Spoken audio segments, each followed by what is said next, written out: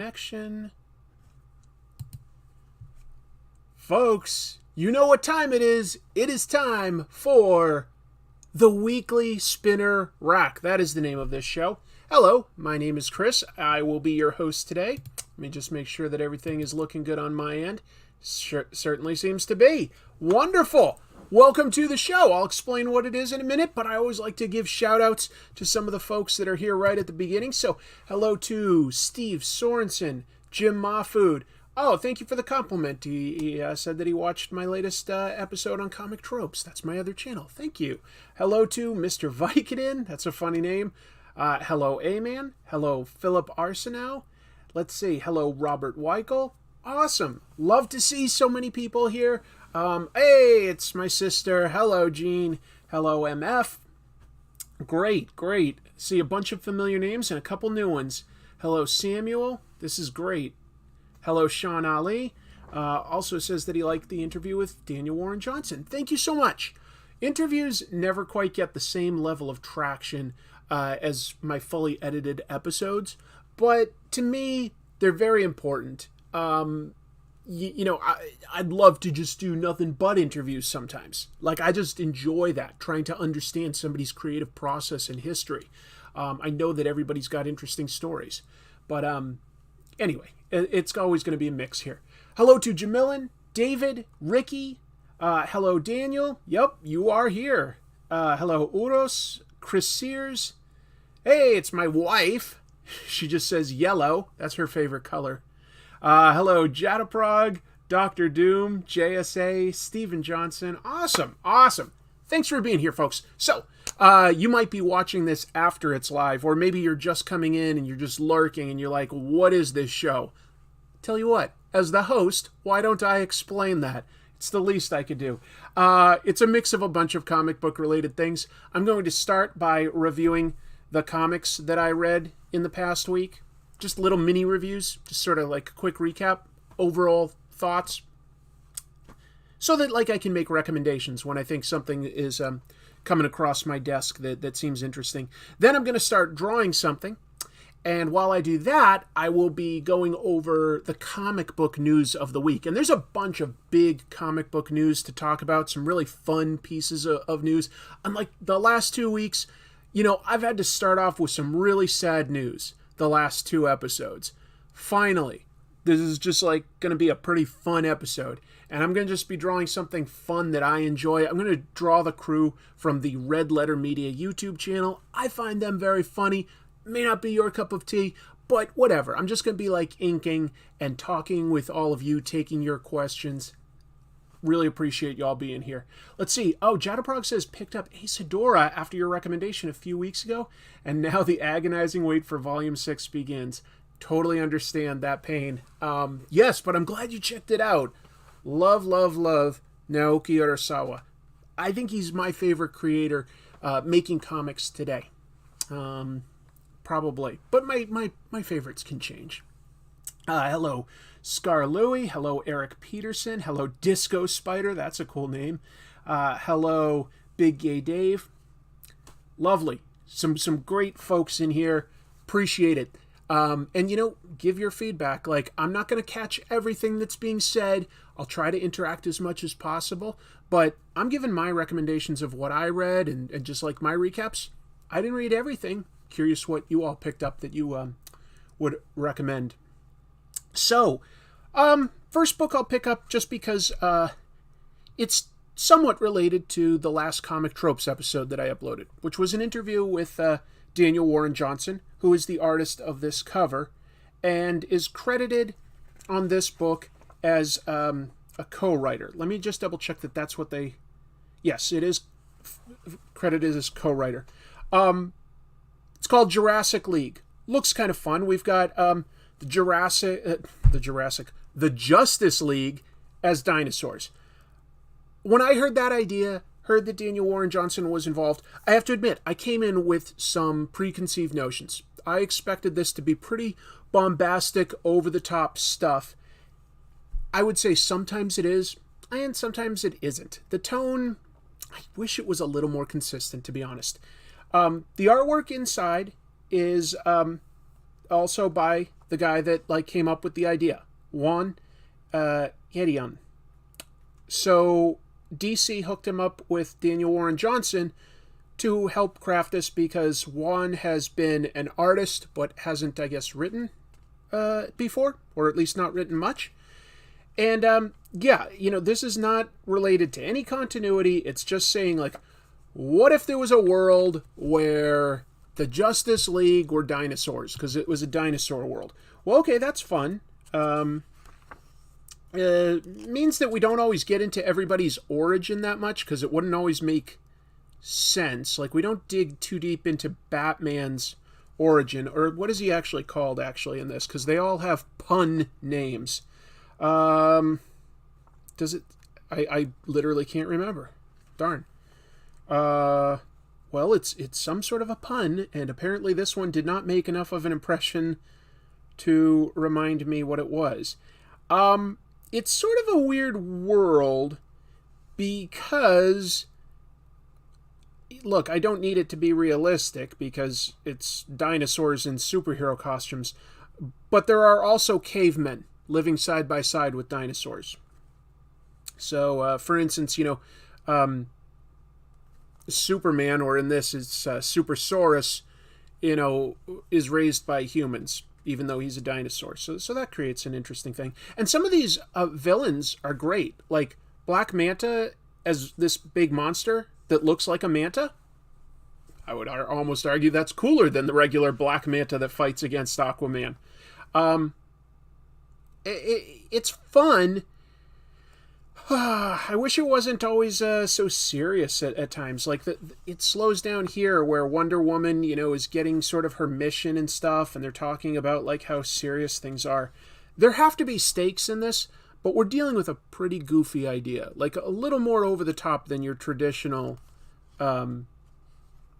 comic book superhero thing. I found the stuff with the Superman character the best, I think. I think the Superman and the Aquaman were the best. Wonder Woman and Batman, not quite my favorite. I like the art. I'm fine with the idea.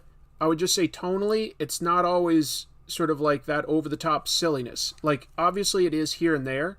In fact, there was a really funny moment here where, like, the Aquaman character throws his staff and a giant crab is just there to catch it. And I don't know, that's silly, but it amuses me. Batwalker, I think you're right. I think that was his name, Batwalker. Which now that I say that, like, what kind of a pun is that? Yeah, Batwalker. Yeah. Jokerzard calls him Batwalker. What kind of a dinosaur had the name Walker? I don't know. So your mileage may vary. This may, like, tickle your funny bone, and the art may be totally right up your alley. It didn't quite reach the highs that I had sort of built in my head when I heard about this idea. I love the idea. I love how this looks. But I'm in the bag for Daniel Warren Johnson art. It just speaks to me. Beauty's in the eye of the beholder and all that, right? So anyway, it's decent. It's not as cool as I was hoping. Next up, I've talked about how I really like this sort of post-apocalyptic book, Nocterra, through Image. Writer Scott Snyder, artist Tony Daniel. And I don't think I realized it until I was reading this issue, but it seems like they're setting it up to possibly, like, be done in, like, 12 issues or something like that. I don't know, or maybe they're just going to go in a big new direction. But this is a world where the sun is out, and so the heroes are trying to figure out the scientific reason for that. They're going up against some bad guys this time. They have to... This episode is all about sneaking into the bad guy's base to get some information. And it's really cool. The way that they, like... They're in way over their heads. They turn off the artificial light that the bad guy's base has, which means these massive sort of shark monsters that have been, like, lurking under the sea and kept away by the light, now they're going to, like, attack the base and just tear it to absolute shreds. I don't know where it's going to go from here. It's bonkers. It's over the top. It's violent. if you like post-apocalyptic type stuff, like, Mad Max, where there's just not many people in the world, and the few that are left, instead of like all banding together, still seem to have their squabbles and stuff, well, it's a cool story. Let's see. Mian Yan hits me with a super chat. I'm always going to pause to acknowledge those. Says, the great DC TV implosion of 2022, weirdly reminiscent of the DC Comics implosion of the 70s. What are your predictions for CW's next move? I see what you're saying, because in the 70s, DC Comics wasn't doing well. They cut a ton of titles, shortly after announcing a bunch of new titles, ironically. That was a business move, because they weren't doing so hot. Whereas their TV side, they've had a lot of adaptations, and I think they just oversaturated the market. And some of them have been going for a long time, and it's just all time for it to wrap up for the most part. The Arrowverse was a relatively successful endeavor, in my opinion. It did give us, I thought, a pretty cool 5-episode crossover across 5 different shows, giving us a version of Crisis on Infinite Earths. I think that that's a success, especially when you consider that this is CW budgets are not the same as the budgets that you get at NBC. It's certainly not the same budget that you get at an HBO. You have to consider that it might be an outdated model, honestly. The idea of making 22 episodes a year for sort of an action show. Because the technology we have these days with computer graphics and stunt choreography allows for a much more polished presentation, TV-wise. But the idea of hacking it out to do 22 hours every year, that's an insane schedule. It really is. TV shows used to have much more modest ambitions than what they do now.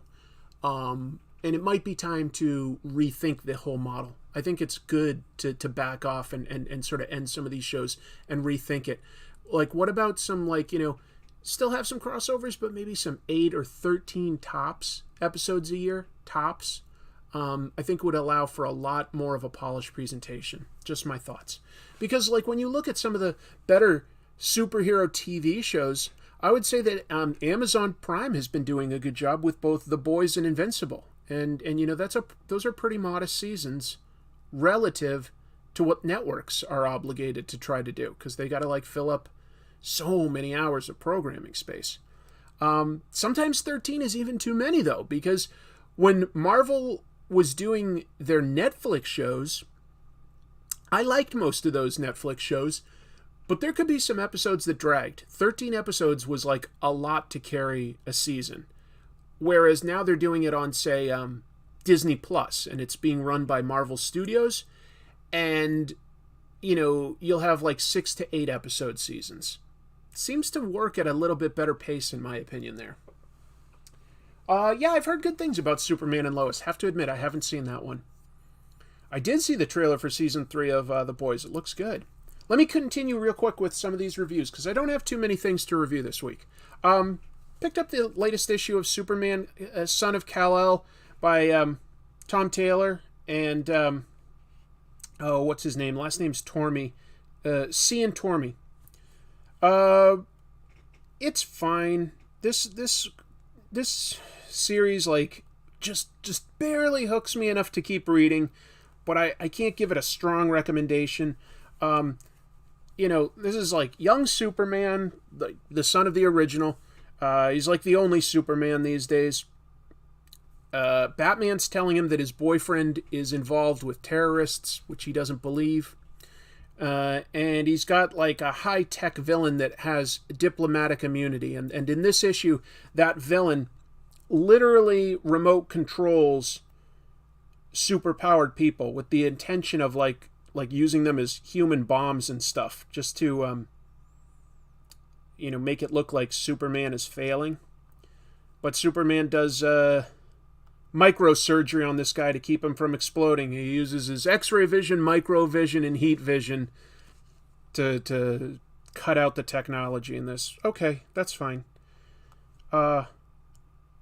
I've seen a little more interesting stuff from Tom Taylor before, is all I can say. It's fine. It's fine. There's nothing objectionable. It just isn't hooking me with like some sort of brand new premise that I haven't seen before. Last new issue that I read, didn't get too many things, but and I wouldn't have expected it, but I love this G.I. Joe book. It's called Saturday Morning Adventures. It's just a 4-issue series, and it's designed to look like it's from the old animated show that Marvel used to make back in the day. Writer Eric Burnham, art by Dan Shoening. Look, everybody talks in sort of like their cliches and their like one-liners and stuff like that. It feels just like the show. Like these characters talk note perfect for what I remember as a child. So this may not like hit the nostalgia button for all of you the same way it does for me. I might be older. And then you can just look at the art, and it literally, to me, looks like an animation cell. It's so accurate, but it's like, a new story. And it's the great sort of sci-fi version of G.I. Joe that only existed on the TV show. Every other version was a lot more grounded. Not completely grounded, but like a lot more grounded. Except for the cartoon, they would always have one big sci-fi element every episode, which sort of helped keep it from being like, too dark. Because, I mean, it's like soldiers against terrorists. There's also an Easter egg here that the artist threw in. Maybe the writer had the idea too. There are some generic Cobra soldiers here, and I don't know how well you can see them on camera, but their designs, those are Visionaries, which was another toy line that Hasbro made late 80s, used the same sort of swivel arm kung fu battle grip that their G.I. Joes had, but were like a bigger scale. They didn't take off. Their gimmick was that they had holograms on their chests. Hey, it's Hooded Cobra Commander. Who knows more about G.I. Joe than him? Diana Davis is a consultant on that series. She's getting some well-deserved recognition. Yeah, Diana Davis is credited as a research specialist. I know she also works with Larry Hama sometimes on the main book because she really knows this continuity inside and out for the cartoon and the comics. But this is a blast. This thing is just a blast. The big premise is that Cobra Commander got a hold of Aladdin's genie and has magical wishes.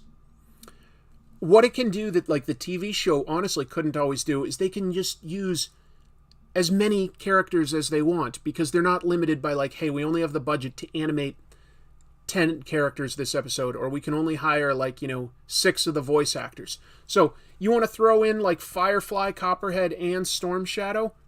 Cool. Hey, it's Mike Todd. Nice to see you, Mike. This thing is just a blast. It's just fun. Everything that like Quick Kick is saying, is like he's talking like this like Hollywood big shot, like, hey babe, I'll catch you for lunch, blah blah blah. Yeah, that was how he acted on the show. And he's running around without any shoes, which is just bonkers. Like, that's just insane. He just goes into battle everywhere without shoes.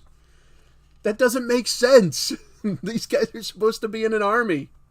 So it looks good, and it's kind of funny, and it just sounds so accurate. I really wish there could be more than 4 issues. They even do a public service announcement at the end, a brand new public service announcement. I really do recommend this. If you knew G.I. Joe as a kid, it's exceptional. If you don't, it's still very, very fun. Very, very fun. I only got one back issue this past week. And you're like, oh, okay, it's Spider-Man. What's the big deal? Well, no, look at the top. This is the book and record set. Yeah. This has the original record. These are Power Records. If you're curious what that is, I made an episode about it back in the day. This was a thing that both Marvel and DC and several other licensed properties did. I'm trying to get it out of a very tight sleeve here. They would reprint the comic book. So this was like an actual issue, starring Manwolf, which was J. Jonah Jameson's son, who was an astronaut, but Yeah, he found some sort of a rock on the moon that turns him into a werewolf. And the cool thing is, in the back here, I've got a nice 45 record, and it like has a full audio cast just reading every panel to you. It's fun. I guess they sort of do things like this still here and there. They'll make like a podcast, but usually it'll be like an original idea or something. Like there was an acclaimed Wolverine podcast the other year. But people don't generally make like direct audio adaptations of existing comics to my knowledge. And this was in a day where you didn't really have too much in the way of action figures. You certainly didn't have a Marvel Cinematic Universe of live action movies, or even much in the way of cartoons. So sometimes the ability to just like listen to a whole audio presentation while looking at the comic at home was like just a really, really fun way to immerse yourself in that world. It was pretty unique and pretty cool. I think it was cool. I still think it's cool. I know it's dated. It is dated. This is like from 1974. That's actually before I was born. But I did have things like this growing up. And my sister's in the chat, and she knows, like, for instance, how many times did we listen when we were really little to that Cabbage Patch Kids record? You know, like the Cabbage Patch Kid story or whatever. Anyway, pretty wild. The record is in great shape. Yeah, that's why I got it. It wasn't that much. They're not necessarily all super rare or anything.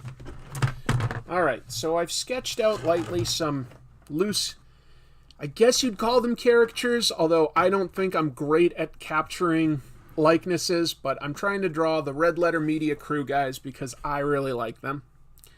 Definitely curious to hear from all of you what comics you picked up this past week, what you've read, because obviously I didn't read too many, so there's probably some cool stuff that I missed.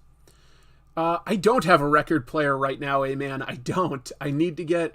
But Chrissy and I have been talking about how we might want to get like a record player, because records have really made a comeback in the last 10 years, you know? Like if you even go to, I don't know, Target or something, I think they usually have like some modern records, and there's so many vintage record stores in the Seattle and Tacoma areas where you can find some really cool music. There's something really organic about the hisses and pops that you hear on a record player. It's a good sound, vinyl is. I like it. I like it a lot. And I can't claim to be the biggest musical fan, the biggest like audiophile out there, but I do like the sound of records. Yeah, I do like it a lot. Good. A lot of people obviously know who the Red Letter Media guys are. So maybe I'll start by like drawing Rich Evans. Oh my God! Rich Evans is just hilarious. Steve Sorensen with a super chat saying, "Hey Chris, first nerdy crushes? Mine, Linda Carter." Linda Carter's still absolutely gorgeous. And like when you see a woman like that looks that good at her age, you're like, wow, what are like 90% of us doing wrong that some 10% of people can still look so good at that age? Do I remember though, like who an early crush would be for me? I've never really been one to get hung up for any amount of time on a celebrity crush. So they kind of like flit through my head. I don't really like, I'd be even hard pressed to think of like a modern day actress or something that I have a crush on, but I'm trying to think of like who I would have noticed when I was really young that I might have had a crush on. I also didn't watch a lot of TV growing up. We didn't have cable, and my parents wouldn't really let us watch TV on like weekdays, but I do actually remember a little bit Alyssa Milano on Who's the Boss being one. But anyway, let me pull up some news of the week while I start drawing. Let's start with the biggest news of the week. I had it in the title of this episode. So, Marvel Comics had the license to Conan the Barbarian back in the 70s and had it for a long time, like up into the 90s. And it was a really popular comic for Marvel. A lot of those early issues written by Roy Thomas. And it was a licensed comic, just to be clear. Robert E. Howard had written these like pulp novel stories about a barbarian character in a fantasy land. And anyway, it was definitely a popular comic. Eventually Marvel lost the license. You know, it had sort of just fallen into like not being as popular by the 90s. Dark Horse picked it up after that, I believe. I think, I'm not sure if Dynamite ever had it. I know Dynamite has Red Sonja right now. Let me pause to acknowledge Meow Nyan's super chat. What's an episode of Best of the Worst where you've said to yourself, I've seen that movie? Mine was Double Dragon. Most of them, honestly. No. Oh, Best of the Worst, not just Best of the Worst. Actually, that's a good point. What are some Best of the Worst ones? The ones with Neil Breen's films. I know Neil Breen's films. They're hilarious. So like when they've done episodes going over Neil Breen, I'm really invested. Erin Gray was a beautiful lady, yes. From Buck Rogers. Definitely remember that. Anyway, so I was giving you like a little bit of the background of Conan. And several years ago, Marvel got the license back. And they started doing both a ongoing Conan book. Actually, a couple Conan books, because they had like Conan the Barbarian, and they had King Conan. And they even brought him into the modern day to put him on a team called the Savage Avengers, which would have like, you know, the more tough superhero, like almost not quite superhero guys like Punisher or something like that, like, you know, Deathlock, I don't know, almost street level type heroes going up against, you know, terrorist type threats and magical threats and stuff like that. Anyway, the point is, it's been doing well for Marvel, but it was just announced this past weekend that Marvel is losing that license. Marvel is losing that license by the end of the summer. So they are wrapping up their books, and they're losing it because the holder of the rights is a group called Cabinet Entertainment or Cabinet something. And they've announced that they want to do their own Conan comics, which, I mean, if you can get top talent, then great, but, you know, obviously Marvel's had access to some top talent, and it's going to be, that's a lot to compete against, really, when you think about it. Fans have enjoyed Marvel's work with Conan. They've appreciated it. But it's happening. So King Conan is ending this July, and Marvel's going to just sort of rush out a bunch of trade paperback compilations of their runs. I think I'm going all the way up through 10 omnibuses, and I think they've only released 7 so far, so they're going to release like 3 more omnibuses in rapid succession to sort of just have all their work out there for, you know, like one final big hurrah print run. Here's some interesting things about Conan that, like, I learned this weekend. The copyright on Conan is still a thing here in the United States, but in Europe, they have a little bit shorter copyright period. So Conan is public domain in Europe. Now, the trademarks and registrations, like, you know, like the title Conan, you can't use that because that's not like a copyright thing. That's like more of a trademark thing. But you could, for instance, there is a book out there called The Cimmerian, because that's the type of person Conan is. Or if I wanted to call it, like, you know, Crom's Greatest Warrior, and I was publishing it out of Europe, I could make a Conan comic myself. D.W. Dunphy with a generous super chat saying, speaking of Howard and Marvel, Have you ever read the Kull story John Bolton drew for Bizarre Adventures magazine? I think that was in the early 1980s when it came out. I have not. I've heard of it, but I have not read that. Is it something that you liked, that you recommend? Another super chat. Let me acknowledge these.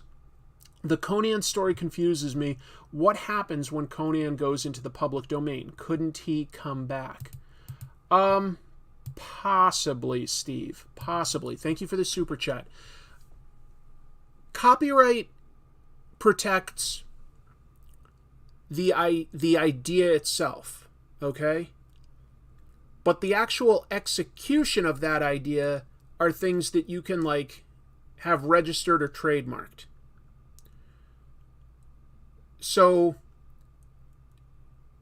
yeah, I'm not a lawyer, and I've never studied this specific stuff, but you can still control your visual look, and you can control your specific title. Those are things that you can still, like, keep in a company's name, but the idea itself behind everything eventually does become public domain. And the reason it's so long here in America specifically is all Disney. They've been fighting every few years to extend how long a copyright lasts for, like, Mickey Mouse. But eventually they probably will lose the copyright to Mickey Mouse. For instance, Winnie the Pooh is already, public domain. But you couldn't make a Winnie the Pooh that wore, like, the red shirt and talked in the soft voice and had friends, the same way that Disney's cartoons do. John Dorsey with a generous super chat saying, "Hi, Chris. Missed the last couple of shows to my detriment." Well, they're always archived. This week, I picked up Bloodstained Teeth, Sandman Universe's Nightmare Country, and Batman Killing Time with super art from David Marquez. David Marquez is a great artist, I agree. I haven't read that, though, Killing Time. I've seen it, but I haven't read it. And D.W. Dunphy follows up saying Bolton's art is gorgeous. I think the story was written by Doug Mensch. That would have been the right timeline, so I'm sure you're remembering right. Is Dynamite Thor in public domain? Yeah, Dynamite Thor is definitely in public domain. I bet that a bunch of Golden Age characters could be that if they weren't, like, run by a big company. For instance, like, Superman still is, but Blue Beetle, I don't think. I think Blue Beetle is public domain, even though they have, like, that. But you'd have to be very careful that your version of Blue Beetle does not infringe on any of DC's intellectual property. And when you're adapting something like that, it can only be adapted from those original ideas. Like, anything that was derivative after that time has its own series of, like, copyrights. So, like, I think King Kong, for instance, is public domain. But only that original, like, movie. So anything that came after that, and, like, any sequels or books or radio shows or comic books, no, that's not up for grabs. Anyway, it's confusing stuff, and I'm not the expert to get into it with you. I just thought I'd broach the subject because it is interesting, and hopefully somebody out there will learn a little bit more about it and do a good write-up that we could learn from. But I'm not the expert, unfortunately. I ain't no lawyer. I ain't that smart. There is a lawyer in here with us, but I can't put him on the spot because I know that he's not. He doesn't deal with copyrights and stuff like that. But Hooded Cobra Commander 788, who has a great YouTube channel about G.I. Joe, is a lawyer. But don't hold that against him. He's a great guy.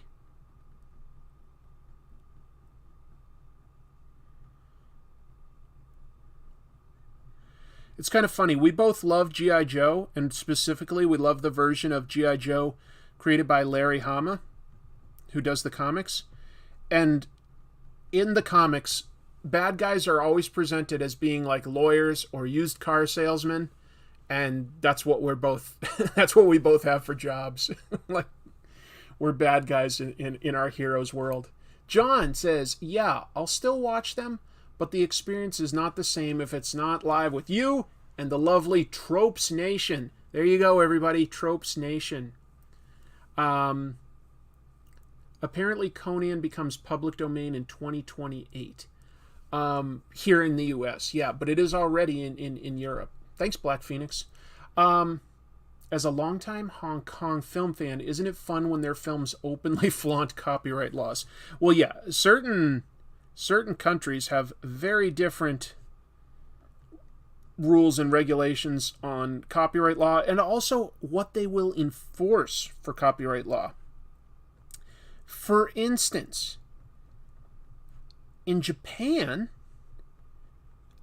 a lot of publishers allow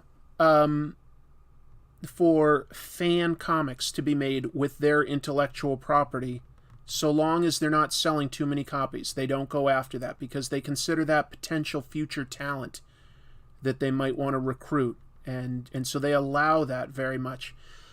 But they can always crack down really hard on people using their material even for review purposes. So, for instance, I've done reviews of various manga. If that publisher wanted to, they could tell YouTube no, you can't even review that. Over here in America, we absolutely consider that fair use. In Australia and England and a lot of Western countries, we consider review purposes and criticism purposes fair use. You can use excerpts to make your point. It's very, very well protected. In Japan, they're not likely to go after you, but they absolutely reserve the right to do it if they so choose. Steve with a super chat. An underrated movie that has a great cast and is about Robert Howard is called The Whole Wide World. Vincent D'Onofrio and Renee Zellweger. Great film. I've heard of that, but I've never seen it. I do generally like Vincent D'Onofrio. He's a very good actor, honestly. He is. He commits to everything he does. He really does. I liked him a lot as Kingpin, since that's comic book related. I'll just mention that. I thought he did a really good job.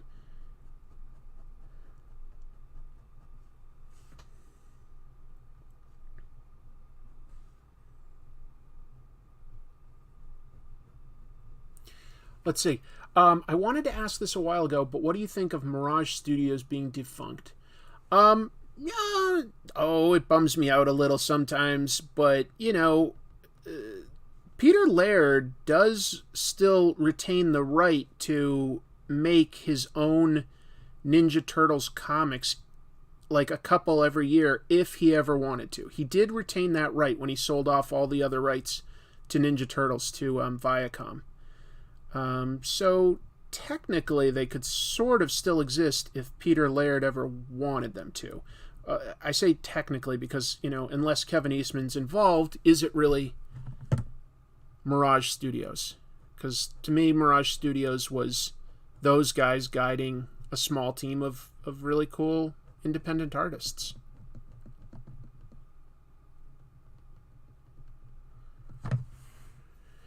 Most of the character policing is pressure between private companies, not from courts or police. Well, that's true. And that's actually on sort of a related issue. If you've ever wondered, hey, how come I can see Calvin from Calvin and Hobbes, on those terrible decals, pissing on things that, that truck driver doesn't like.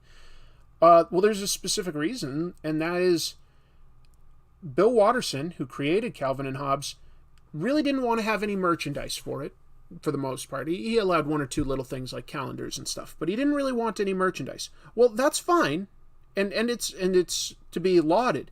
But if there's no merchandise, that means that there are, in turn, a lot less lawyers working for a company to protect the intellectual property rights of something.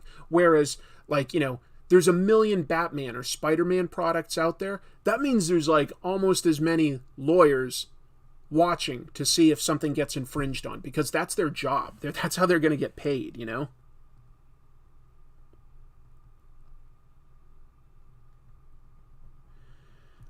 But if you don't have many products out there, there's no reason to justify having lawyers just hanging out looking for infringement.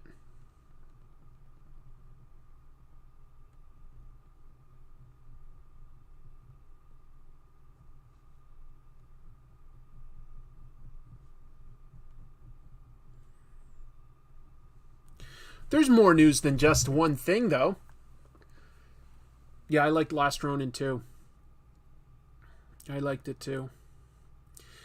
All right, what's my next piece? Okay, this is tangential to comics, but I'm sure a bunch of you out there at least have seen, if not own, some of those Marvel Legends figures that Hasbro makes based on various Marvel superheroes. And if you do, there's a good chance you already know this, but not everybody will. How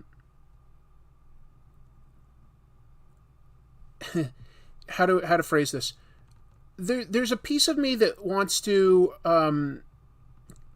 applaud Hasbro for this move, but I think it's going to come with its own set of problems. So Hasbro has decided that they are going to try to cut down on their use of plastic. It's good for the environment.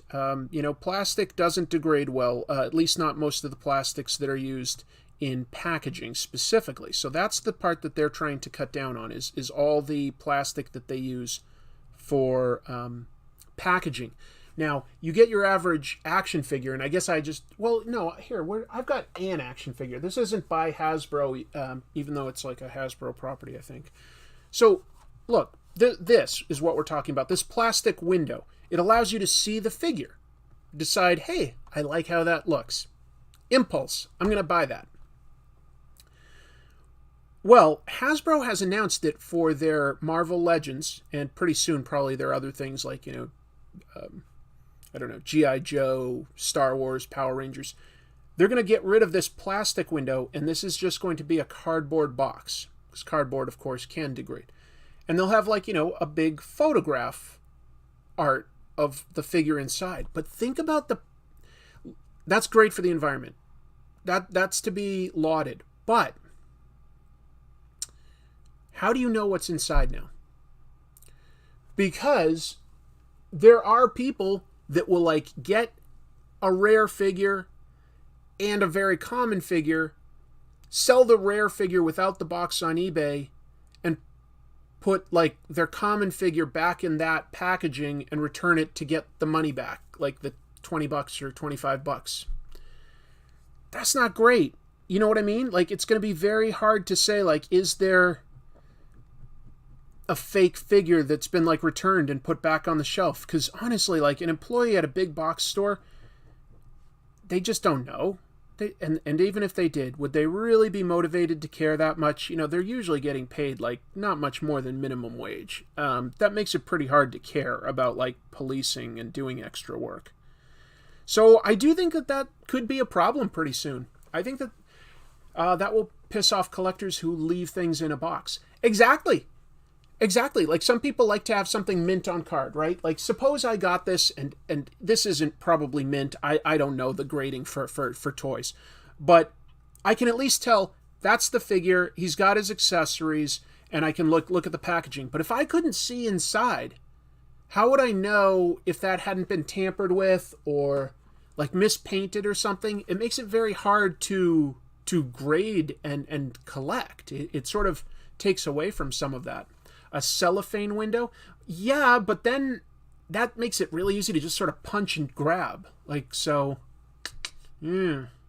if a figure has a production error? There's a lot of concern that a collector can have. Hopefully, being a big company, they've considered this stuff to some degree, and maybe they've come up with some safeguards that I'm not thinking of. Right? Because I'm a casual guy when it comes to action figures, and I haven't looked into this much. There might be something that I don't know, but I look at that and I go well, how would you get that right every time? How would you sort of protect the toy? from tampering, and keep the toy standards of quality.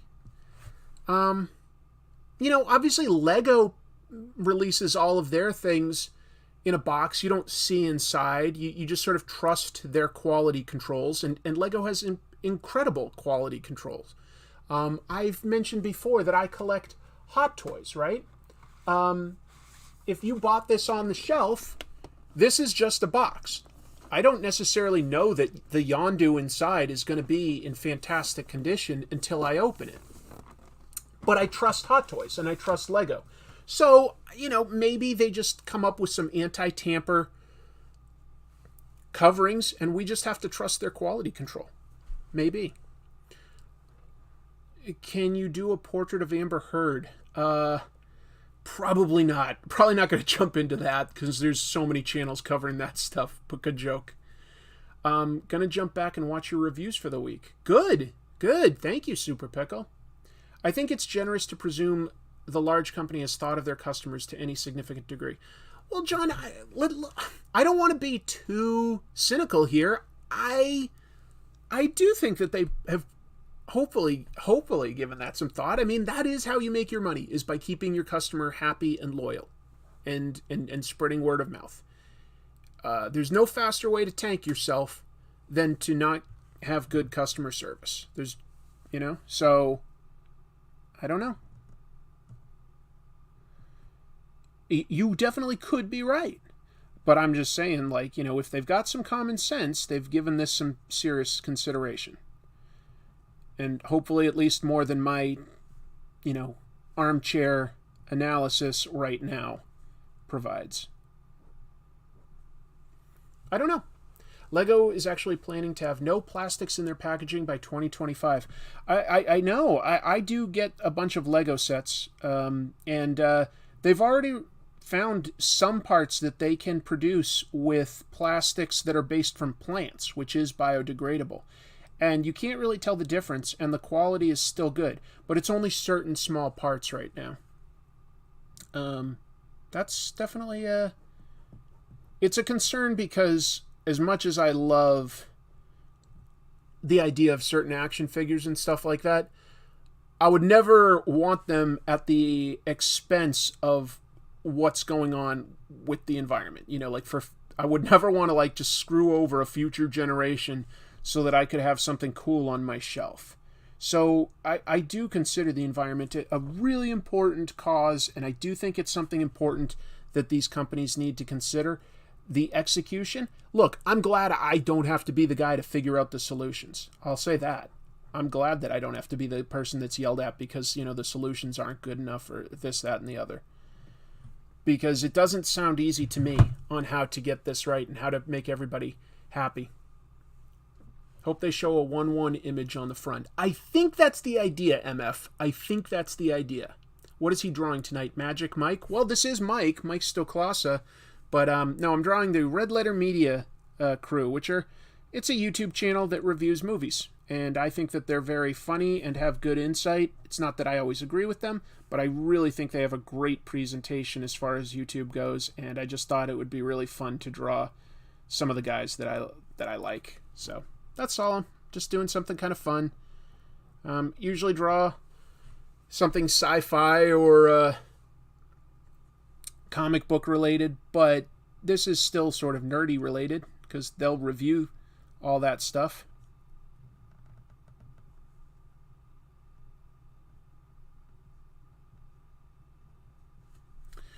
Let's see. Biodegradable plastics is kind of a misnomer in a lot of cases. They are degradable in certain conditions. True. It's a complex issue. Well, good luck, Wukong. Good luck drawing your comic. Drawing the nerd crew. That's what I'm doing. Yes, Mian Yan. I already buy my figures online due to the pandemic, so no plastic window doesn't bother me. Right. Honestly, now that you mention that, I kind of do that too. I tend to buy most of my stuff online, sight unseen, so it's not going to change too much for me, too much. But it just does introduce the element of, what if somebody tampered with it at a store, returned it type thing, like, would you ever know? And the answer is it's going to be harder to know. But obviously, like, food has tamper-proof seals, so maybe toys could as well. I don't know.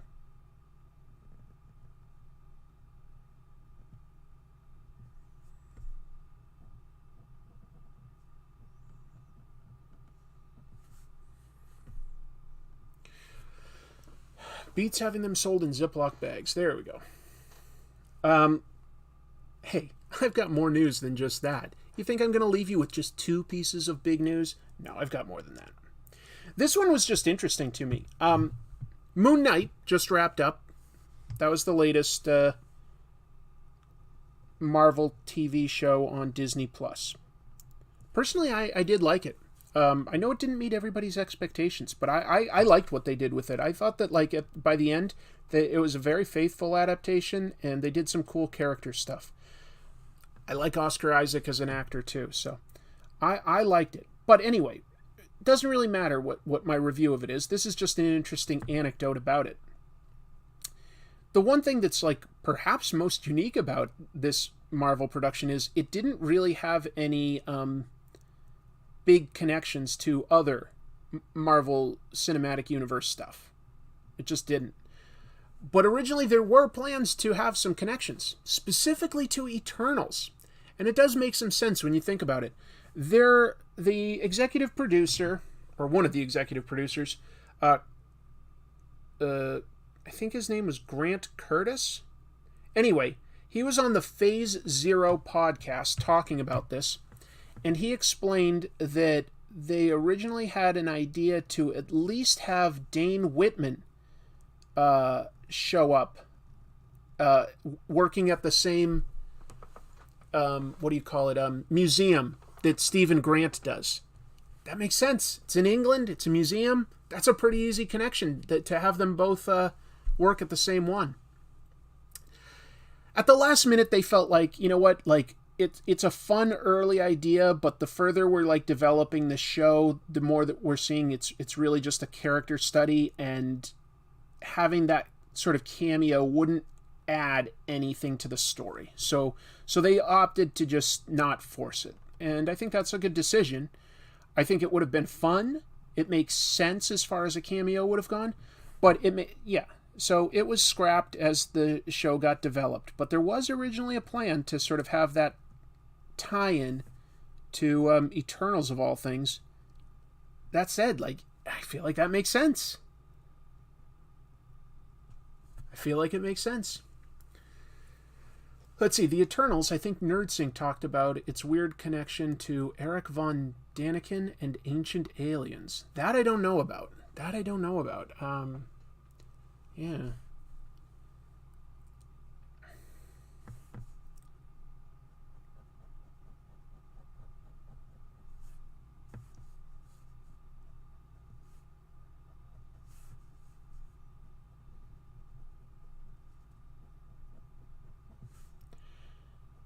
Ancient Aliens. You know, I've never seen Ancient Aliens. I know what you're talking about, but I don't have traditional cable. I've never watched that show on History Channel. I'm aware of what it is, but I've never seen any of it.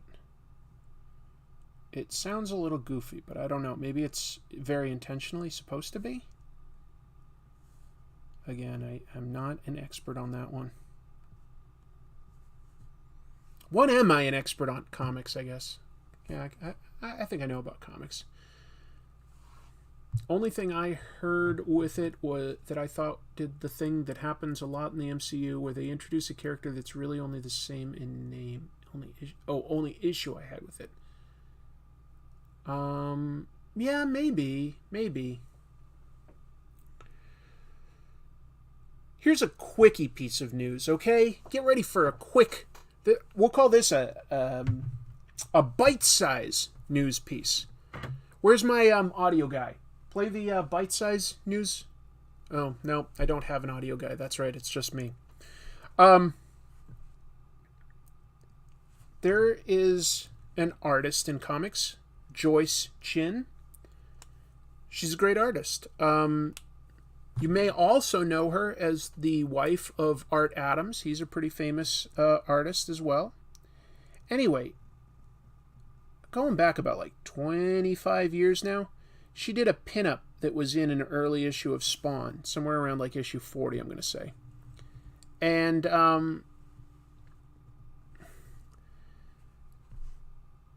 she never got the original art back. She was so busy, she never really like followed up, but she was just like, I never got that back.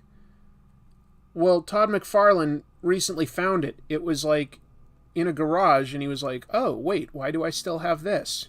So he returned it to her, and she's grateful. And he had a kind of funny note. He said, like, Joyce, I meant to give this back to you after 10 years, not 25 years. So anyway, it was kind of funny. But anyway, she got her art back. It was of a piece of Angela, which kind of gives you an idea of how long ago it was, because obviously Angela hasn't been a part of Spawn in a very long time. Been a part of Marvel for a very long time at this point. But yeah, originally a Spawn character. But it's a happy ending anyway. Like, an artist got her original art back. That's a good thing. That's always a good thing. Have I already covered Alan Davis? I haven't. I like Alan Davis's artwork. I have to admit, I don't know too much about him as a man. So I would definitely be interested in discussing Alan Davis's work at some point.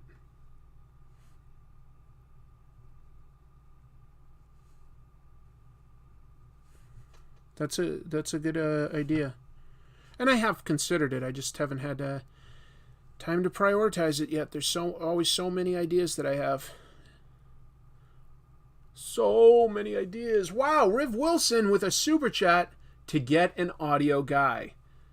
Well, if there's an audio guy ready to work in my tiny little like room here for that kind of money, I will hire him or her. I want to catch up on Spawn, but there's over 300 issues. Probably best to do something like that in blocks. You know, just like look up what were the creative teams, you know, like, or what was like the famous run, and just sort of like concentrate on like just reading like through a run at a time, basically, when it's that much.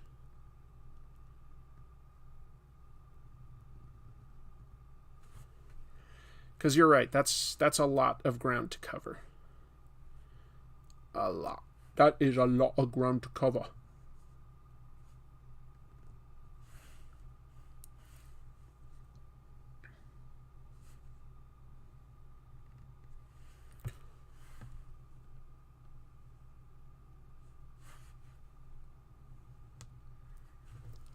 What else? You see the Red Letter Media review of Doctor Strange 2? Yeah, I did. I thought that they were pretty fair. Mike tends to like the Marvel stuff usually a little bit more than Jay, but they both seem to enjoy it on a certain level.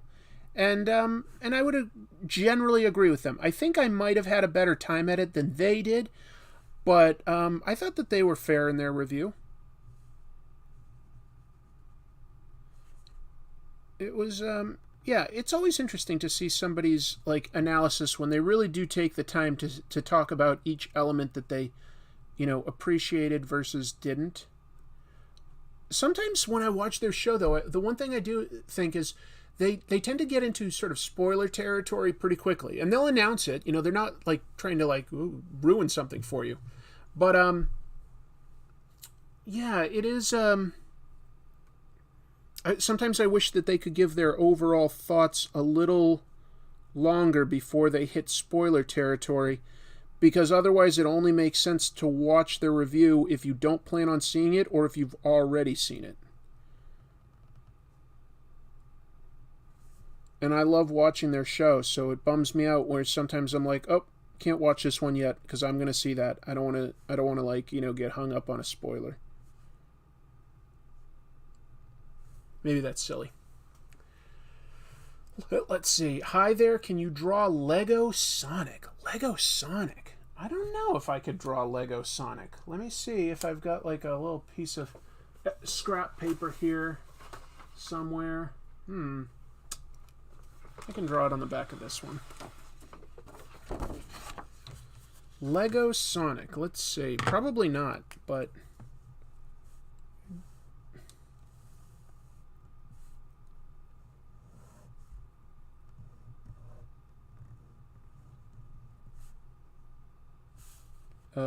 trying to remember their hands.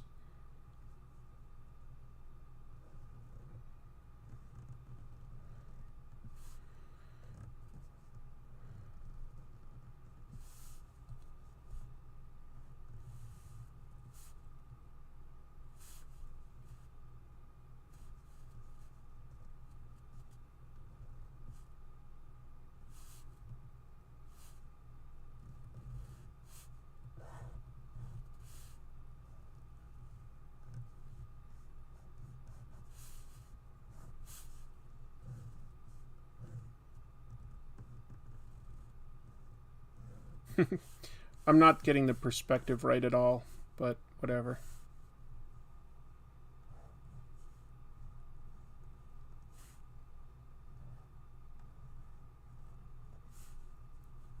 Now I'm trying to remember what his head looks like. Is that I was putting it off.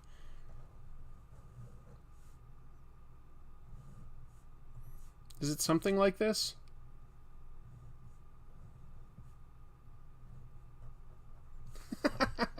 I'm trying, folks, but I really don't remember exactly how Sonic looks. I've never tried to draw him before.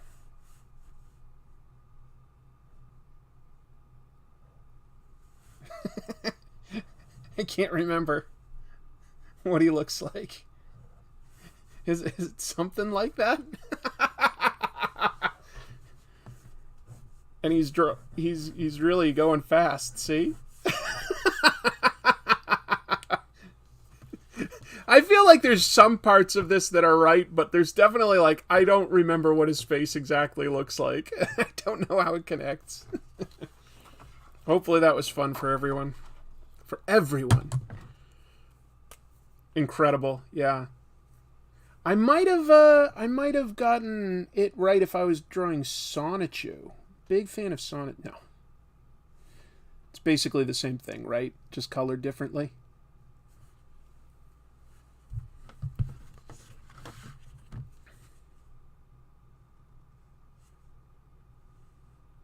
It's not fun to talk about Chris Chan anymore. It's just nothing but depressing now.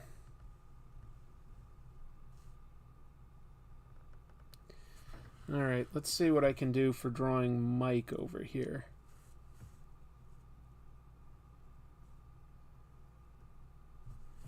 Looks better than the original Sony design. Looks like the Mad Magazine version of Sonic. Okay, you got the face pretty close. I'm sure I got a couple elements, but it didn't all hang together very well. Like, while I was drawing it, I was like, wait, does he have teeth? I feel like his eyes are all like one piece somehow. Like, I don't know.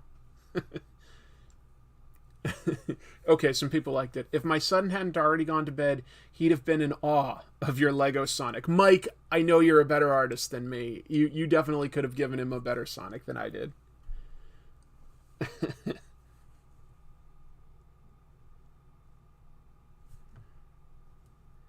I still have some original art from going to various conventions, and Mike Todd in there is somebody, like, we knew each other over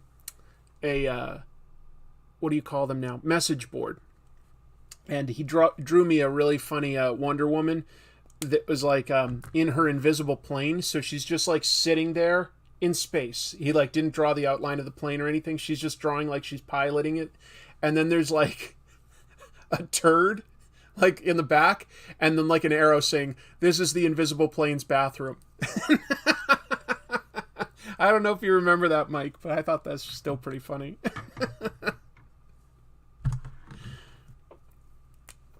Let's see. In my opinion, it was never really fun to talk about that mess. Yeah, you're kind of right. Jim Carrey probably retired because after Sonic 2, he thought there was nothing else he could do. Nothing else that could be done in cinema to top it. You don't have any memory of it, Mike?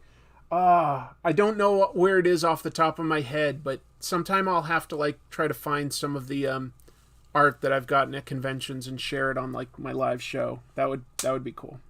That would be a lot of fun.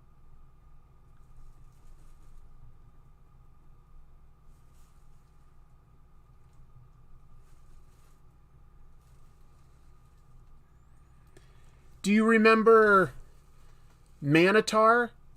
Or what was it? You drew a guy that was like a minotaur on the bottom and then like a man on top, so it was like he had like 4 arms and like a horse body.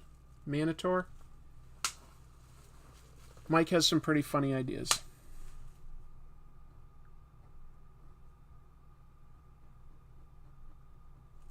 He's probably going to try to be modest, but he really is a good artist.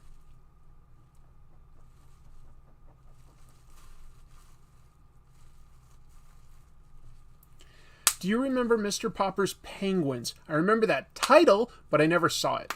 I did have it right, Manitar? Yeah.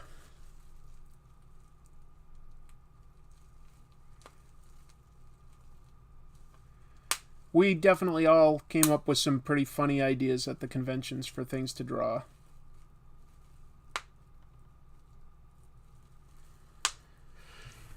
I did a bat Manitar eating Subway. I don't remember that. I don't remember that at all. Number 23 is a different Jim Carrey movie. I'm popping bubbles. Feels good. Can you draw Thomas the Tank Engine in a fighting game against SpongeBob? I think I already gave you a drawing tonight, Aquamarine, so I think like one is pretty fair. I'm going to go back to this one, but good suggestion. Not against the idea.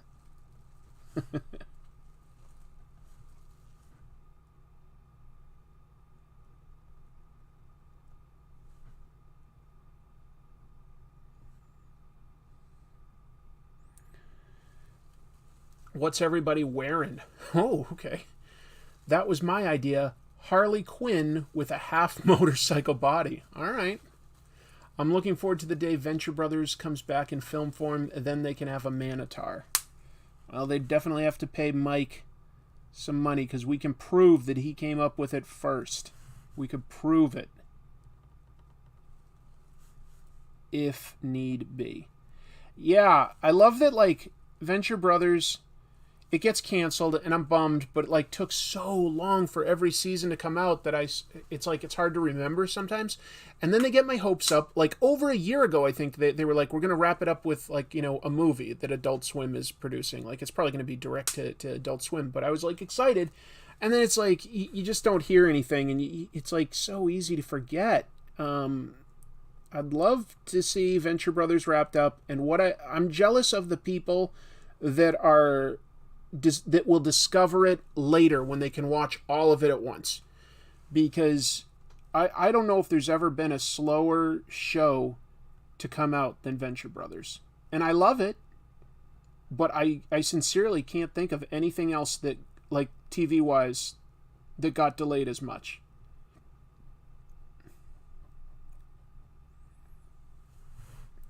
Would you ever draw the Spirit and Lupin the Third together?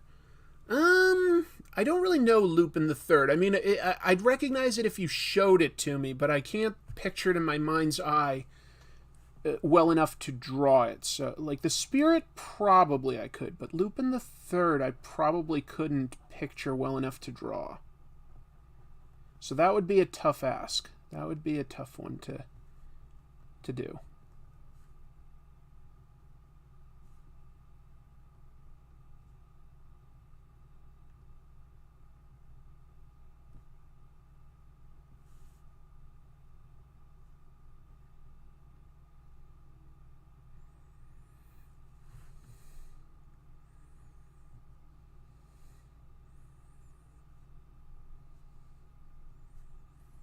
Let's see. Maybe start squishing the character down like there's an invisible block coming down on them, or like they are gaining lots of weight or mass.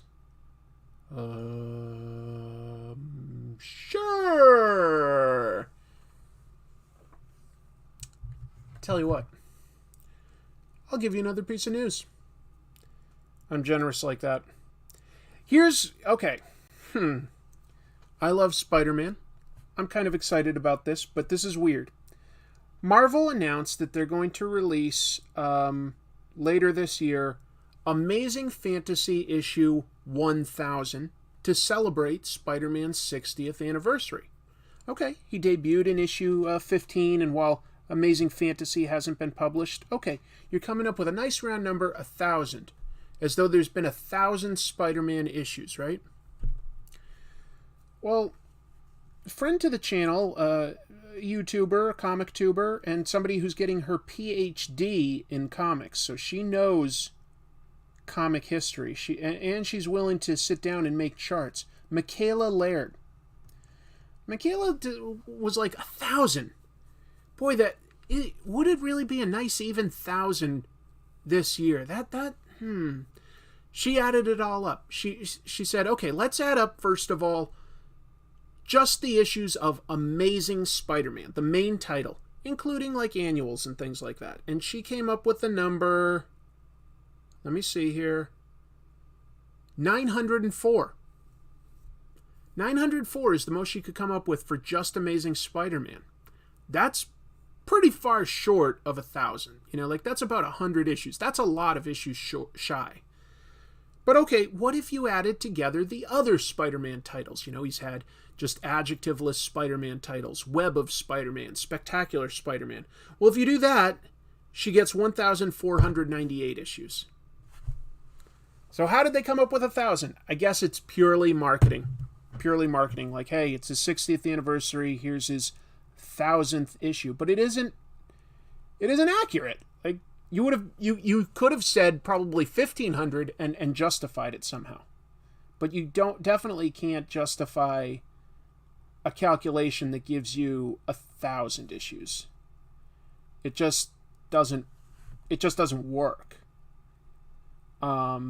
Anyway, so that was clever of Michaela. But the issue itself does have some top tier talent on it. It's sort of like a big exercise issue with some really big names on it. Here's some of the writers: Neil Gaiman, Kurt Busiek, Dan Slott, Jonathan Hickman. Here's one that stood out to me as unique: Armando Iannucci.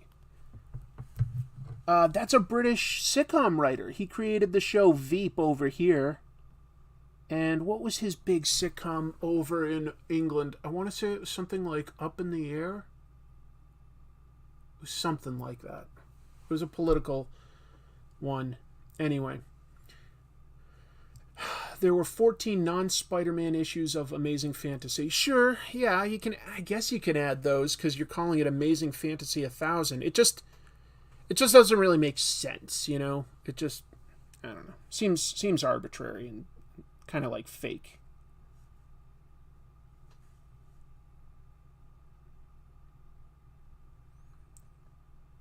I would have appreciated it if they just sort of like said, it's Spider-Man's, it's the 1,500th issue of Spider-Man that we've made, and I would have probably bought that. Or they could have said, like, it's Spider-Man's 60th anniversary issue, and I would have been fine with that. I don't know.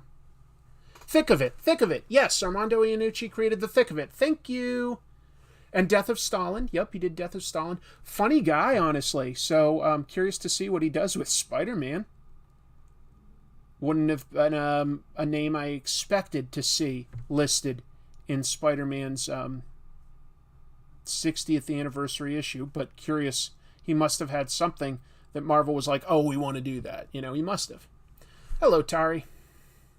I have an idea for something you should draw next Monday. Well, hit it. I'm excited for Gaiman. Have any artists been announced? Yes, excuse me, Kale. Great point. I know Oliver Copiel was one.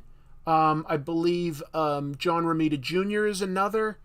Trying to think if there were any other artists that I remember. Because I don't think they announced everybody that's working on it. Those are the only two that I can think of right now.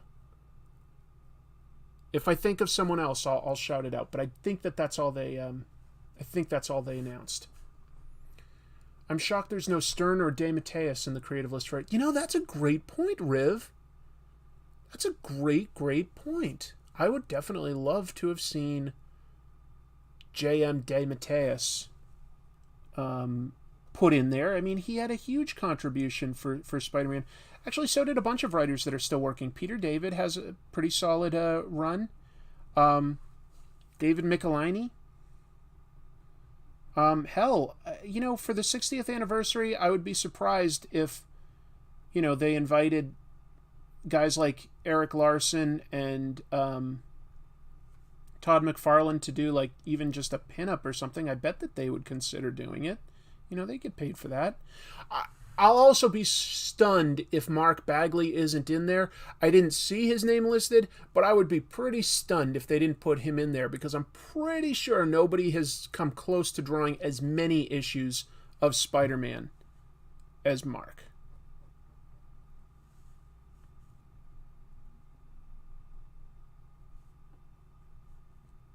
Who else is like sort of a, you know, a living creator that contributed a lot to Spider-Man that should be in there?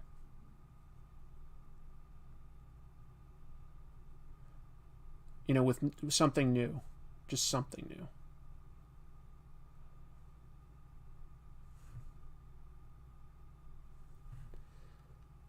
I had you at Koipel. He doesn't do enough Spidey. He is good. Amazing Fantasy 1500. How did they miss that? Yeah, that's what it should have been, probably. Did she include the Marvel team-ups? No. Because then it would have been probably like closer to 2000. You should draw that guy that hosts Comic Tropes. I don't really want to do a self-portrait. I'd be too shy. Bob Gale, who wrote during the Brand New Day era. Oh, yeah. Did I talk about the Netflix Sandman footage that came out today? No, that was not in my news, Daniel. Did not. I totally missed that. So Netflix released some footage of their Sandman adaptation, huh? Buscema? Oh, Sal Buscema? Yeah, that's true. They should get Sal Buscema. John Romita Sr.? I'm not sure if John Romita Sr. would be well enough to illustrate something new anymore. But of course, if he is, then they should. Yes. No question. I just didn't think he was well enough to. Charles Vess would be good. Hey, Frank Miller. Frank Miller's done a little bit of Spider-Man. They should get something from him. But, you know, where they've got a good relationship with Bagley and he's drawn the most Spider-Man, he should definitely be in there. You might want to get somebody like J. Michael Straczynski, I guess. He did have a run that was successful. It wasn't my personal favorite, but a lot of people did like it. But then again, a lot of people didn't like the Dan Slott run, and I did like the Dan Slott run. Todd Knock, okay. What if you count up Amazing Spider-Man and adjectiveless, but none of the other titles? She broke down all the numbers, like, you know, like with each title, and then like each title with just their annuals and stuff like that. So she had all these different sub counts, and she couldn't find a way to like engineer them, like cutting out just the annuals or something like that, and coming up with an even or even close to 1,000. You're basically. So wait, did they get the numbering for Amazing Fantasy 1500 again? I don't know anything about that. Ron Friends, good point, JSA. Ron Friends is, and then Brian K says the same thing. Ron Friends did have a lengthy run, notable for, like, you know, the black suit era. So that would probably be a very good person to have. Yeah. And a couple more for, like, Roger Stern. Yeah, I feel like, you know, when you have an anniversary issue like that, and some of these people might not be here for, you know, the next big anniversary at, say, like 75 or something like that. They hopefully they are. Will they still be capable of, like, producing something? You know, question mark for at least. You never know for anyone, right? We could be hit by a bus tomorrow. So I am a proponent of, like, yeah, just give me an issue that has, like, at least a page by anybody that's had a significant run on Spider-Man. That is what I'd like. Not like necessarily just the top talent of today, although that can be interesting. but like anybody who's already contributed something to its lengthy run. Paul Jenkins, okay. Umberto Ramos, that he should be in there. He did do a lot. That's true. He did do a lot. My fingers are crossed. Brian Hitch teams up with Hickman and David McKean with Gaiman. Oh, I think they would have announced that if they could have gotten that. Yeah, I agree with Eric Larson 100%. So, just so you know, like, the all-time sales for Spider-Man, the artist on it was Mark Bagley. Number 2, Eric Larson. Number 3 is Todd McFarlane. Todd McFarlane obviously set it on that path that was skyrocketing up, and Larson kept it going. But it actually did grow a little bit higher under Mark Bagley as the artist. So, I think all 3 of them, you know, if you can get them in there, I think you should. I'm glad we're having so much conversation about each of these news topics this time, though. I really appreciate the feedback and the interesting comments from the Tropes Nation and the Super Chats, so that like I can call out specific big observations. I also appreciate having that stuff. I mean, both the comments and it's good for Chris's little wallet. So thank you. You've all been really kind today. Kind and productive.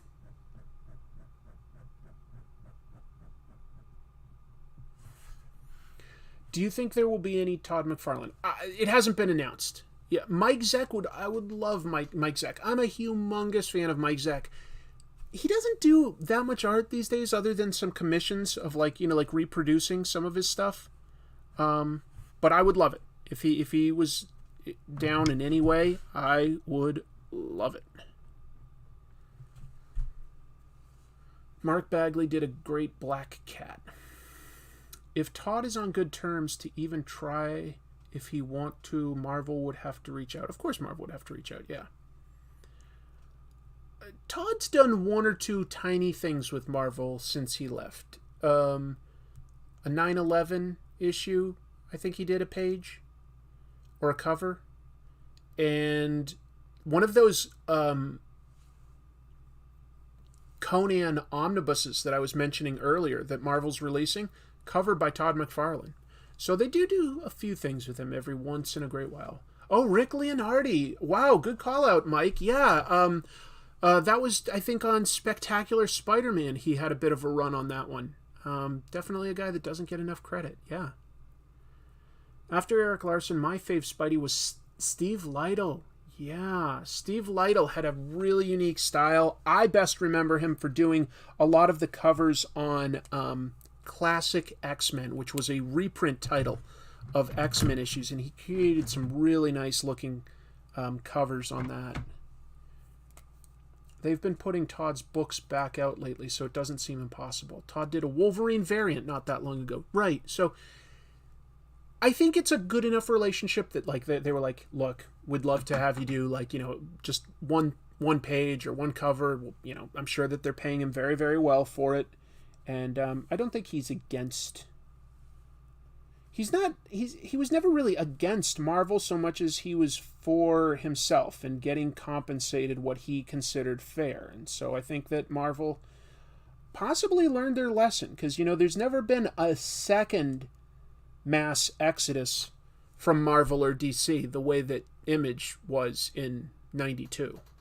There's never been a second instance of that. Oh, wow, Victor with a kind of a deep pull, but one that does make some sense. Ryoichi Ikegami. He did the Spider-Man manga over in Japan. Not everybody here has seen that, but it was acclaimed, and it would be fun to introduce his work to a big audience here in America, like have an excuse to do that. That would be really interesting.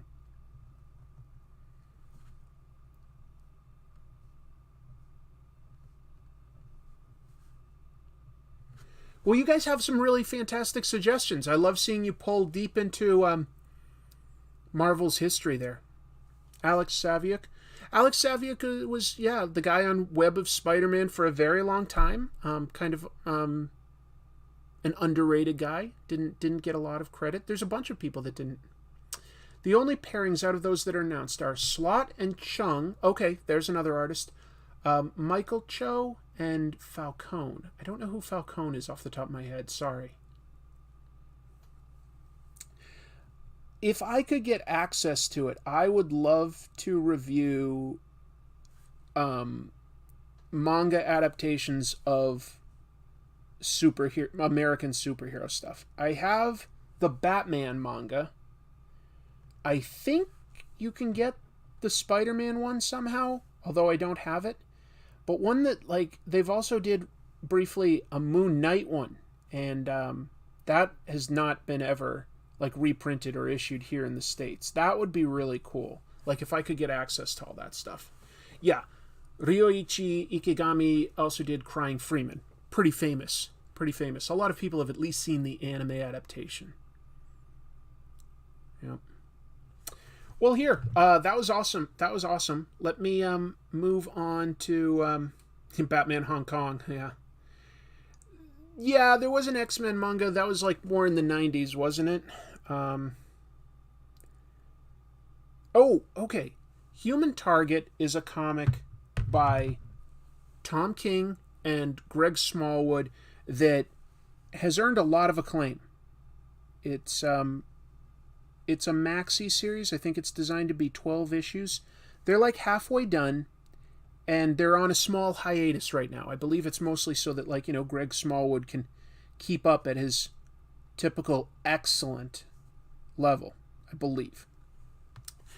But Tom King announced on his Substack some pretty good news for fans of the book. He's going to make a big one-shot designed to sort of tide fans over, telling a story with his character set like just slightly earlier than like where it's been left off. It's going to be 3 stories. Tom King is writing all 3. They each involve a member of the Justice League International, which is sort of a slightly humorous, usually, version of the Justice League. There is going to be one where Human Target teams up with Booster Gold, and that's going to be illustrated by Kevin Maguire, pretty much the famous artist for Justice League International. There's going to be a story with Fire, and she's going to be illustrated by Mikkel Janin. And finally, Raphael Albuquerque is going to illustrate one with Guy Gardner. So that comes out in September. Thank you, Mike Todd, for putting that on my radar this morning. Should be very good. Like I say, that book is acclaimed. By all accounts, it's got good stakes. It's got good character work. People just say that, yeah, that there's a lot to like about it.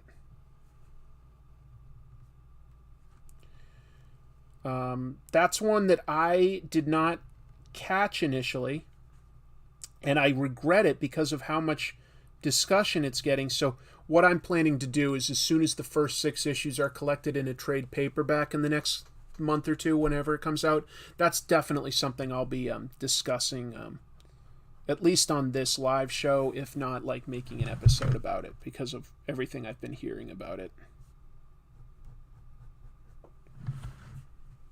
Hey, Marvin Nation, you're not that late in all things considered. Thanks, Owen. I love them too. Oh, Staff points out a pretty obvious one that probably should be in there. You have Brian Michael Bendis. Which Batman manga? The very old one? Yeah, here, hold on. I've got it over here. Let me grab it for us. I haven't read this yet. But probably can't hear me yet. Let me get closer to the mic. Jiro Kuwata did a long-running Batman manga. It's fairly recent that they translated it to English. All original stories. And this is just volume 1. But it looks interesting. Yeah, Batman and Robin going up against all sorts of weirdos and creeps. A lot of monster stuff. That's okay. It looks cool to me. So at some point I'm going to be reading this and discussing that. You don't know anything about Red Letter Media? Not much that's needed to be known. They review movies. They release an episode every, 1 to 2 weeks. They're funny and they're really insightful.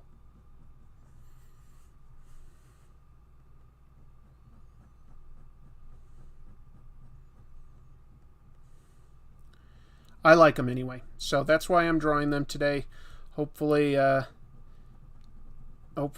capturing at least a little bit of who they are as I muddle through this.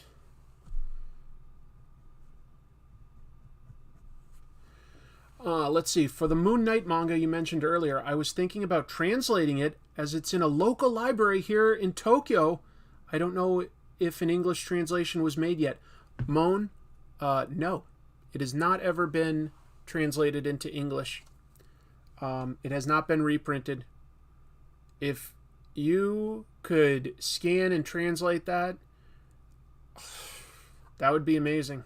I mean, I'll tell you that, like, at least privately, if I had access to that, like, that would probably be, like, valuable as an episode. So I'd be willing to find a way to try to compensate you for your time and effort in a fair way if you were ever able to do something like that. I know it would not be an easy ask, but that would be something I'd love to do.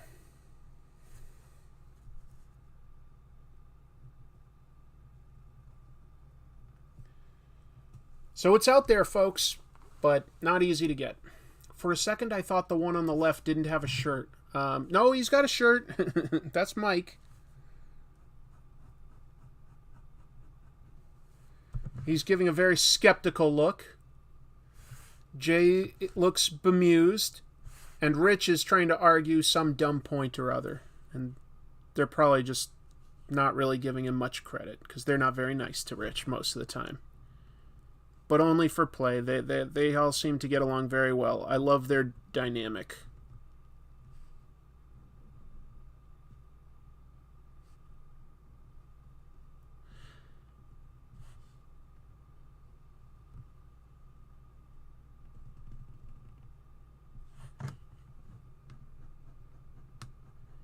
I've been watching them since, like, the beginning of their show. I do miss...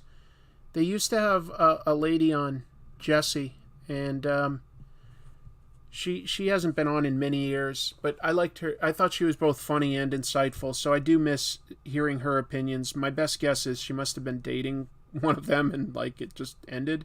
Something like that, because why else would you just disappear? But anyway. It's a good show.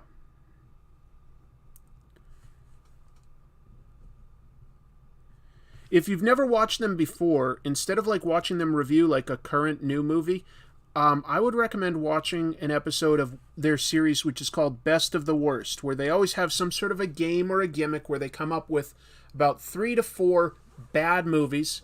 They watch them and comment on them, and then they, like, sort of review and analyze each one and try to vote on which one of them was the most entertaining out of, like, these bad choices. Not since Gorilla Interrupted, no. Just to be clear, I've been watching them since they started doing... Since before they started doing Half in the Bag movie reviews, anyway. I think they were doing the Grabowskis, like this weird sitcom, when I started watching them. I'm pretty sure. It was before the review of Phantom Menace. I remember that much, because I remember that being, making a huge impact and getting them a lot of attention. But I don't know. It's a long time ago. I would say if I could collaborate with any YouTubers out there, like, Red Letter Media would be, like, way at the top of my list. I'm trying to think of, like, who else I would really want to talk to. And, that won't happen, but that would be cool. There's probably, like, 2 or 3 others out there that would, like, make a huge impression on me.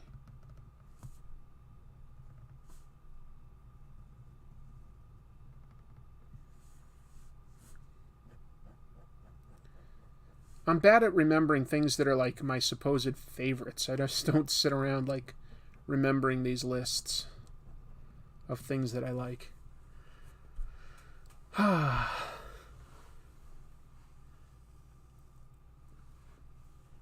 Pretty good likenesses? Well, I was looking at pictures, but thanks.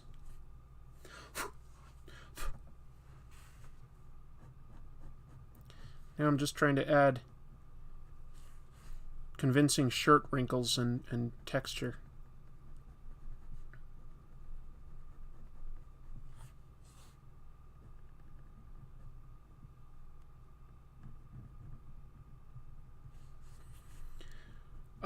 How about I read another piece of news so that I don't get too quiet when Mike melted all those vintage Star Wars toys. That was funny. Grant Morrison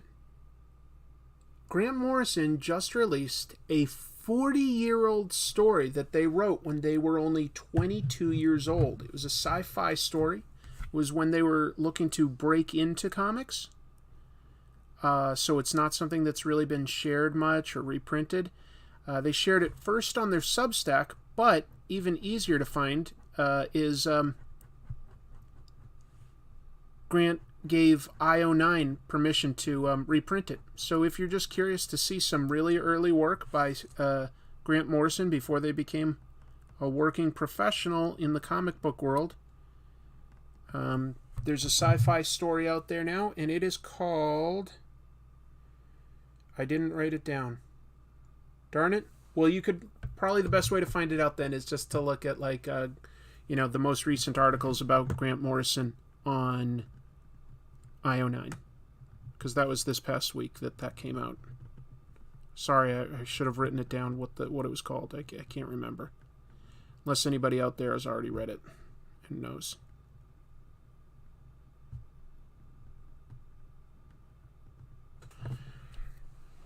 Does anyone like Star Wars? Probably some people out there do like Star Wars. Oh, wait, I like Star Wars. Who doesn't like Star Wars? Somebody that's never seen it before. Star Wars is cool, man. Even bad Star Wars is still pretty entertaining.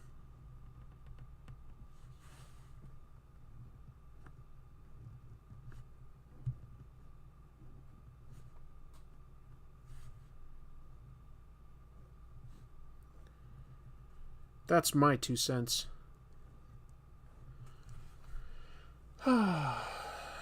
You should contact Red Letter Media for a Best of the Worst episode. I think you'd develop a great chemistry with their satirical passive aggressiveness. Well, look, I would do that in a heartbeat. But I'm sure that they get asked stuff like that by people all the time and, ignore it. And I don't know that, Mike or Jay are really big comic book fans. Rich knows some comic book stuff pretty well, but I doubt he's seen my channel. I don't think that would be any of their cup of tea. I would also love to collaborate with, here's another channel I like. I like Chris Broad from the Abroad in Japan channel. He lives in Japan and he's from England, but he's lived there a long time, and he does some really interesting videos just going out to see unique places, restaurants, architecture, historical landmarks. And I think he's really funny. I would have a blast going with him to a manga store if I ever went to Japan. That would be a fun one. I bet if you sent the Red Letter Media guys a copy of Nuki, they'd do it for you. I think they've got enough copies of Nuki, Jojo. By the way, I've seen that movie, and if it's the one... I'm trying to remember now. I once wrote a series of articles reviewing rip-off movies about E.T. from different countries. Nuki was one of them. I want to say another was maybe Munchies.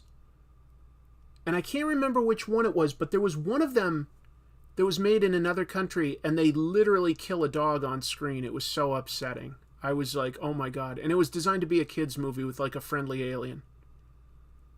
I was like, you gotta be kidding me.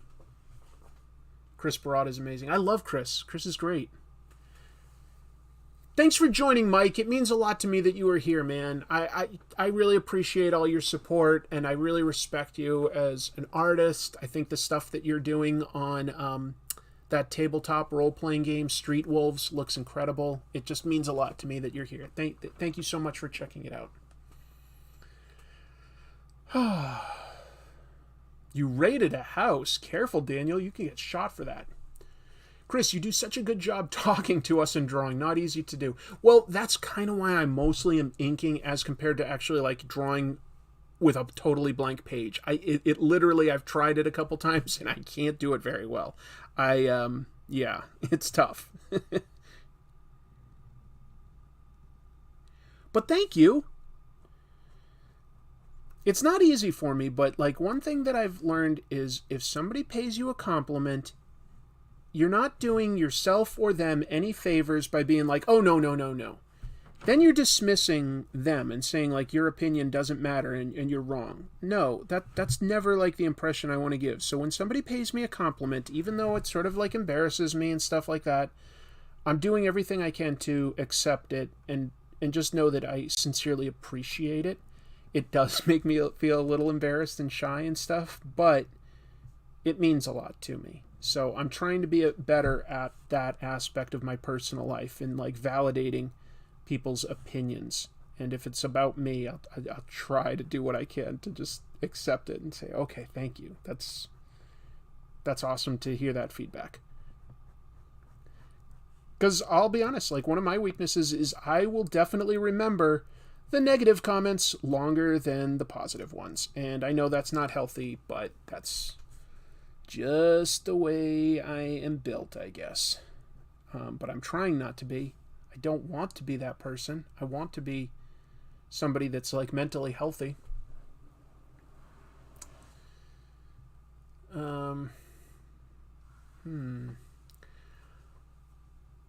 You do a good job with your channel. Keep up the good work. Well, thank you. I'm excited. I think that the next episode is like, one that people have wanted for a little while. So hopefully that gets a little more traction than some of the stuff that I've been doing lately. Not that, it's all been interesting to me, but hopefully the next one is interesting to everybody.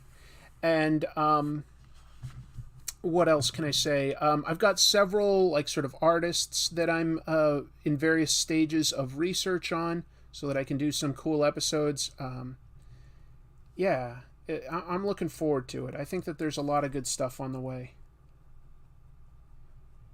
for comic tropes. And I'm trying to always just be prepared on this live show with at least something interesting to try to draw and a bunch of pieces of news to talk about. Because I can't really control which comics will have come out that I'll be reviewing. But I can at least try to have some interesting pieces of news for us all to discuss. Speaking of which, I think I've got at least one more. I don't want to give it away, Matt, but it's something a lot of people have been asking for. Okay, I don't always talk too much about auctions, because there's always auctions going on these days. But this one does have some cool stuff, and some of it might literally be affordable. Okay, so that's why I'm like, okay, maybe this isn't so aspirational that it's unrealistic. There's a site called Golden Elite Auction, and that's Golden spelled Goldin, not En. It's In. Golden Elite Auction, and they are they've got a huge lot of like 700 things, including a lot of comic books and a lot of key comic books. Okay, Superman #1, Ninja Turtles #1, Amazing Fantasy 15. Here's the thing. That Superman #1, that's graded as a 2.0.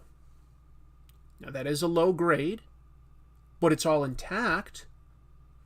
That's a piece of history. 2.0 might just be affordable for, like, somebody who that's what they really want to do. So anyway. Mian Yan says, recommendation, one of the Canadian contributors to Red Letter Media, Colin, has his own podcast, No Such Thing as a Bad Movie. Yeah, Colin's one of those special effects guys, right? So anyway, draw more of the Red Letter Media team. Yes, I know. I've slowed way down. Excuse me. Excuse me.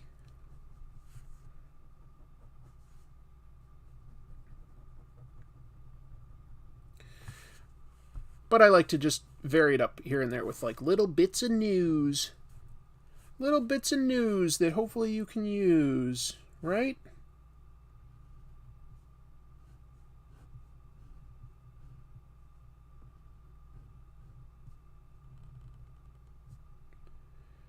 I would love to have an actual copy of Ninja Turtles #1. I started collecting it a little after that came out. I think it was around 86 where I discovered Ninja Turtles. Somewhere around issue like 5 or 6.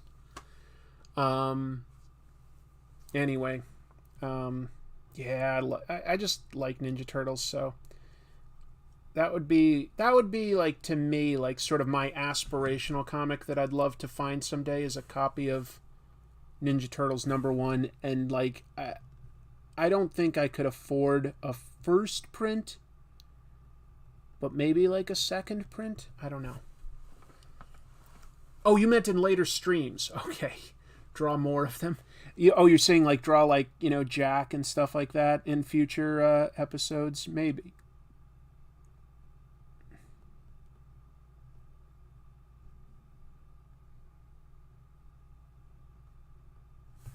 Maybe.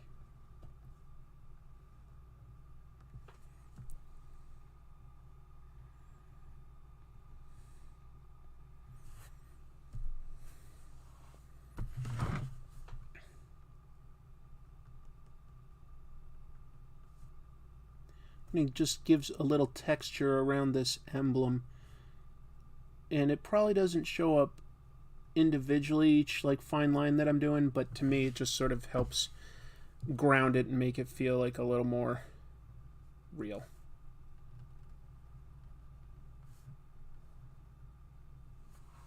For whatever that means.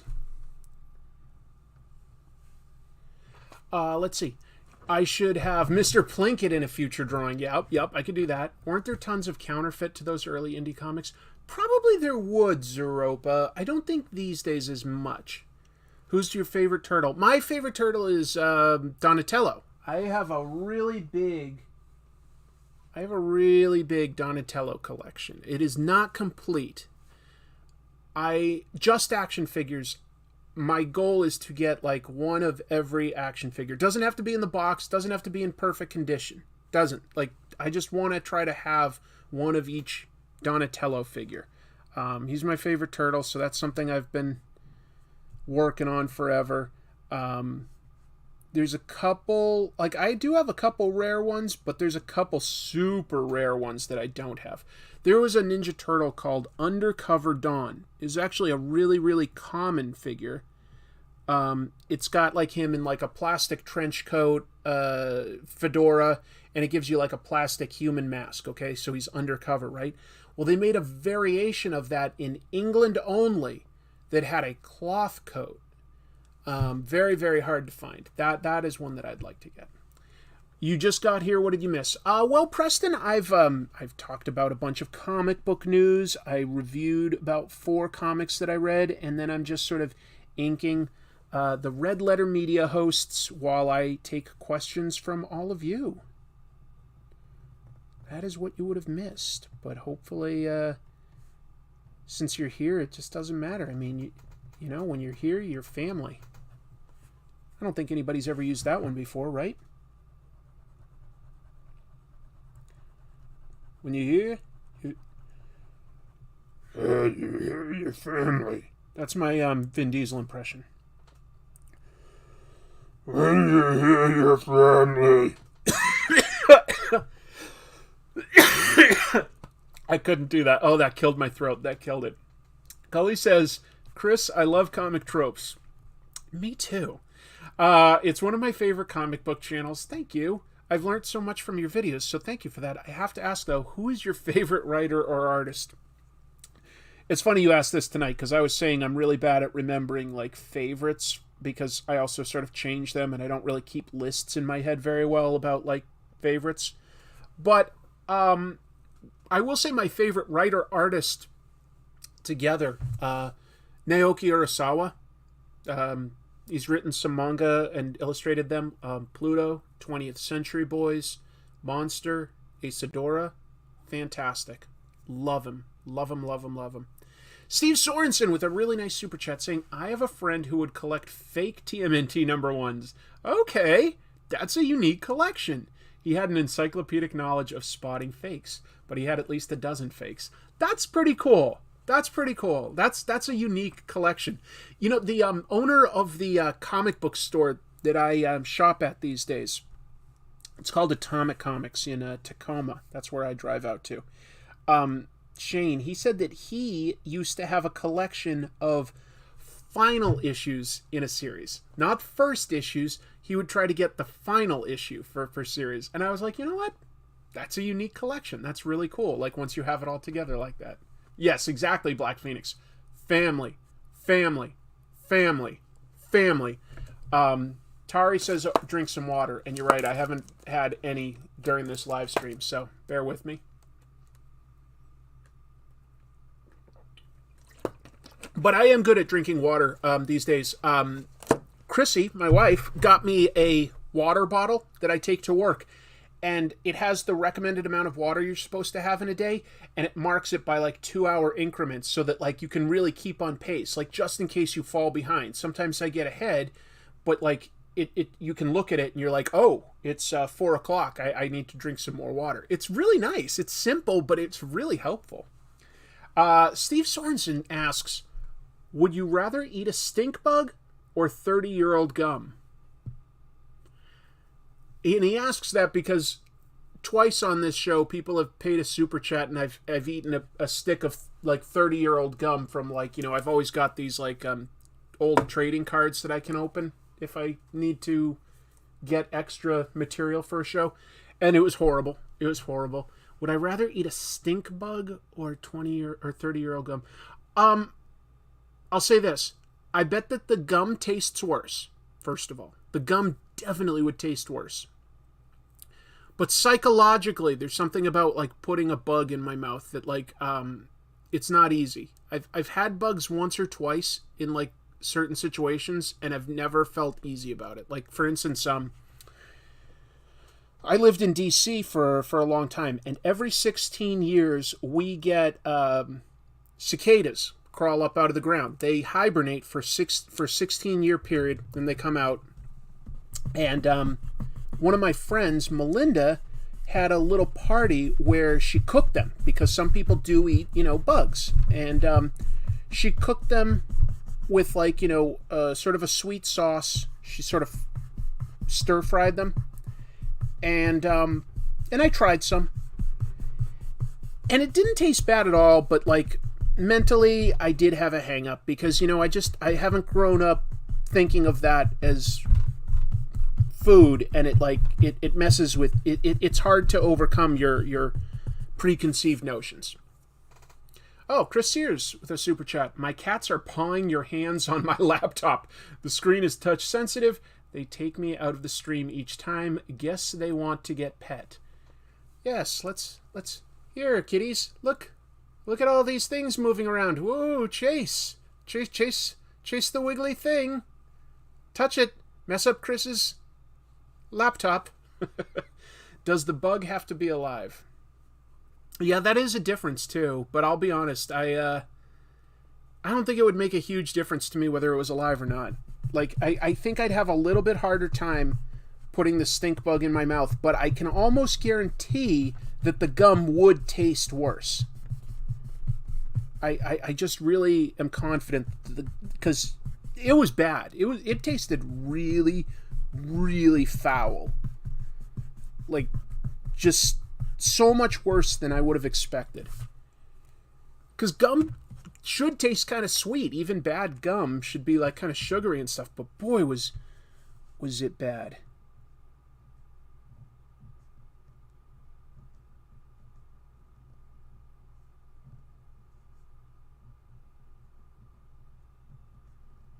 And I just bet that a bug in general would probably have very little in the way of flavor.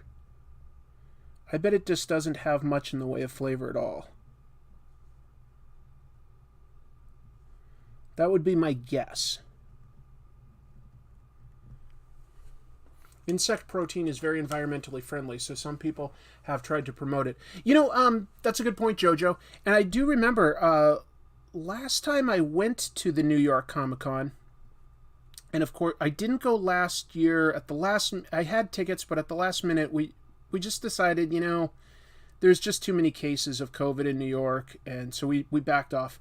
And the year before that, it was canceled because of COVID. So it was like 2 years ago that I last went to New York Comic Con, to put this in context. But they had an interesting promotion for the TV show Snowpiercer, based on a comic book, by the way, which is like, a post-apocalyptic world, and people are on a train that is just moving. It's like the only place humanity has survived. And the poorest people survive off of like recycled, like just like a bug farm where they just eat like bugs, basically. That's like put into like, protein glob.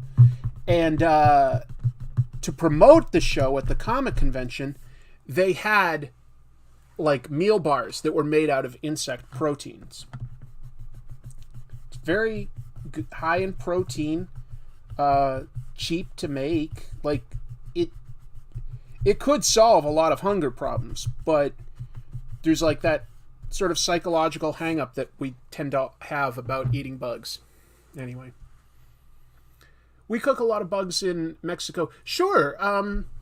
Marvin, have you ever had, I might be mispronouncing this. I know how it's spelled.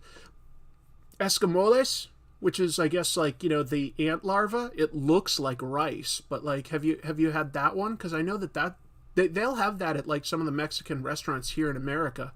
I've never had that. Like I say, it's like this mental block. I'll tell you what the difference would be. When I travel, I will try to eat something new, at least a bite or two, just so that I can say that I've done it, just so that I can have that experience. So like when I've been in Hong Kong, I had pigeon. I've been to Japan and I'll have, sushi. I'm not a big fan of like seafood. I'm not a big fan of eating like, a pigeon. But I'll try these things when I travel so that I can just sort of like go like, yeah, let me just understand what somebody's eating and like, try not to like judge, just see what I think of it. Insects are like the double of the sum of the rest of all multicellular complex life forms, so I get the quantity would help. Yeah. I don't have any more comic book news, but I wanted to talk about one thing that just came into my mind. I don't know if anybody else here happened to get it, but there was a pay-per-view just a couple days ago. It was a YouTuber, and like some of them were like Twitch or TikTok, but like basically a YouTuber boxing match. It was called Creator Clash. I got it, and I gotta say, I thought it was a really good pay-per-view with a lot of good boxing. Also like a lot of good sportsmanship. I liked it. It was funny, but like I watched it at night just before going to bed, and I had pizza, which I don't often have these days, but I had some pizza before going to bed. And I had nightmares like all night long. Not really nightmares, more just like intense dreams that like I just had to fight a person in the ring, and then like as soon as I defeated them, like another person would come in, and it like just wouldn't stop, and the whole crowd was all just like people that leave mean comments on my videos, like just like talking crap about me. Oh my god, it was so late. Yes, Clay, we talked a lot about Conan tonight. A lot about Conan. It was what kicked off the show. You never knew that Snowpiercer was a comic book. It was a French comic book. I've read it. It's very interesting. The film adaptation is good. It's not necessarily 100% literally accurate. It focuses on some different characters. The premise is there. The visuals are pretty much there, but like focuses a little bit more on some different characters. It's a pretty good comic. You can tell they weren't match fixing too. It was a fun watch. Oh, glad you saw it too. Yeah. You could go for pigeon. In my opinion, I didn't care for it that much, but it is something that you can get pretty common, like dim sum style at like various restaurants in Hong Kong. Are you reading chat? Mm-hmm. Yep. Haven't watched your Daniel Warren Johnson interview yet, but it's the most excited I've ever been about one of your videos. And that's saying a lot because all of your videos are top tier. Thanks, Adam. I think that, like, Daniel shares a lot of super interesting knowledge about comic book making and his specific approach. We talked about the tools that he likes to use and why. We talked about, like, how do you deal with criticism and stuff like that? Like, how does that affect you, or does it? He really opened up in a lot of ways, and he told a pretty, like, funny but, like, almost horrifying story about, like, a creator making him cry, like, at a convention. It was amazing. Oh yeah, Jim Mahfood's great. Yep. I'm used to hearing your voice in 2 times speed. Well, no problem. I'll just talk about it like this. I didn't even know what I was going to say, so I ran out of ideas right away. I guess this drawing is mostly done for what I can do today. If you could box anyone, who would it be? Well, that's a good question, Steve. I'll tell you this. Like, right now, I'm not in shape to, like, fight. Like, you know, maybe like a 1-minute street fight, but not like a professional boxing match. But I would do that in a heartbeat. Like, if it was like the right promotion and opportunity, and for some reason they were like, because honestly, some of those people that were at Creator Clash do have less subscribers than me, so maybe, like, it's not unrealistic. I would totally do that. I would totally do something like Creator Clash, and I would box someone. I definitely would, because I have enjoyed studying, like, you know, like fighting and sparring, but to do it on a professional level, just one time maybe, I would, as long as I had at least maybe 6 months to train, like, I would do it. I would commit so hard. But who would I want to fight? There's nobody out there that I want to hurt, per se. I would want to have, like, you know, an even matchup in terms of, like, weight and height, and just go for it. If that was something where I could, like, help raise money for charity like Creator Clash did, I would do it. I would totally do it. Yeah, totally understand, Tari. Definitely be with your family. That's super important. Do it. He would box Helena. Good joke. No, I got it. Anyway, so I don't know. There's no one that I necessarily am like, I want to fight that guy. But I would do it. As long as, like, my friends and family were, like, supportive of it, I would definitely do it, but I think they would be. I think I could do all right. Like, I'm not saying I guarantee a win, but I think I could be competitive if I could have at least 6 months to train. If I had a deadline and a goal, I've done things before where I've gotten myself in really good shape, and so I know I could do it, and I think it would be really, really interesting and exciting to do that. Yeah. That would literally be something I'd want to do. I don't know how to manifest that into reality, but it is something I'd be willing to do, like, under the right terms and conditions. Yeah. Me versus Tom Brady? Well, I'll tell you this. Tom would definitely pick up the W in that situation. But yeah, Creator Clash had some really good matchups, and some really good technical boxing on a couple of them, and a lot of heart. There was one matchup between 2 women. There was just one with ladies. It was let's see, Twitch streamer Justa Minx and TikTok star Yodeling Haley. And those girls gave it their all. It wasn't like the most precise boxing match you'll ever see. No, it was kind of sloppy sometimes, but they both went for it. They had bloodied noses, and they just kept going. And it wasn't mean or disrespectful. It was just they call it the sweet science. And I do respect boxing on a certain level, because you know, I've studied, like, martial arts, but I've studied it for, like, self-defense purposes, you know, like, I haven't, like, studied with the intent of just fighting a match under very specific rules, you know, and that, I like that about boxing. You know, you're not kicking, you're not wrestling, you're not going to the ground, you're just concentrating on certain types of punches, footwork, stamina, you know, defensive moves, keeping your guard up. It's really interesting how specific it can be. I like it a lot. I do. Anyway, maybe I'm talking about it too much. I just found it interesting. It was a good pay-per-view. Yeah, me versus Woody Allen. I'll beat the shit out of him. versus comic Drake. Well, I don't want to fight poor Drake. Comic analysis versus comic speculation. Mink said afterwards that round 2 her contacts were knocked out. I think you could see it, Moan. I'm pretty sure you could see her contacts fly out of her face in a certain moment. 3-way boxing match. Yeah. Marital arts, right, Michael? I guess I just worry about people so unprepared getting really hurt, not knowing when they need to have it called.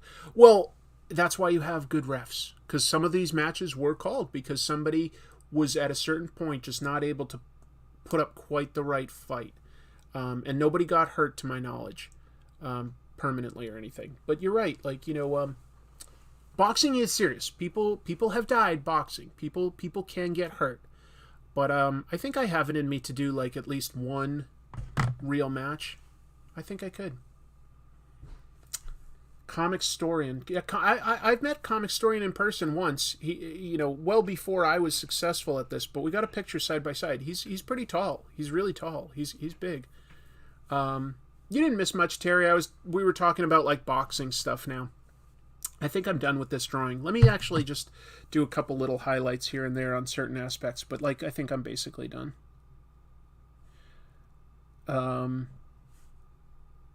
So anyway, I'm just putting that out there that I would be up for it if I could have the time to train properly. I would be willing to commit to that. Maybe that sounds crazy, but I don't know. It just interests me quite a bit, actually. I get it. I get the appeal. So we've got Mike.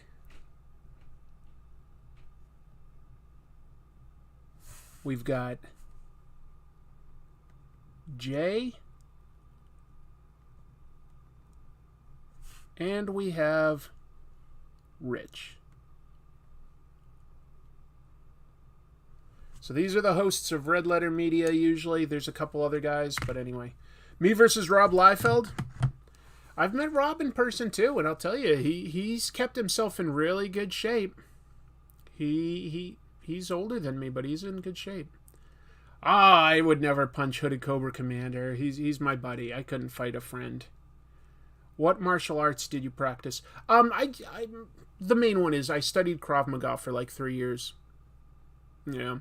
And the cool thing about that was it allowed you to take other disciplines sometimes. So different teachers there taught things like Tai Chi, Aikido, Muay Thai kickboxing, Brazilian Jiu-Jitsu. So I studied a tiny bit of each of those other things to sort of supplement. So yeah, that's what I studied. I think that should probably do it. Let's see. I've always liked Red Letter Media more than I did any of the guys from Channel Awesome. I don't even consider it a comparison, to be honest. Yeah, no. These guys make a pretty entertaining show with insightful criticism. Everything I've seen with Nostalgia Critic is just him trying to make a one-liner based on each clip that he sees. He just watches it chronologically and he's like, well, that guy is wearing purple pants. What does he think he is? The Purple People Eater? It's just sort of yelling. Anyway. Maybe I'm being mean, but I haven't watched a lot of him because it didn't really entertain. But I do like Red Letter Media, so that's why I drew it tonight. Did I do a great job? No, not a great job, but I had fun. Honestly, a lot of that is thanks to all of you. Appreciate you guys being here. It means a lot to me. And then I look at what you're seeing versus what I'm seeing, and I'm like, no, it needs a little more detail. It's not done. I can't just put it down. I want to have just a little more nuance to certain aspects. Frustrating. I want to stop in a way, but I can't stop until I feel like it's at the right stage. Any Mask of the Phantasm fans here? Oh man, for a long time I thought that was the best Batman movie until the Nolan stuff kind of came along. I love Mask of the Phantasm. There's so much good in that. It's a great Batman movie.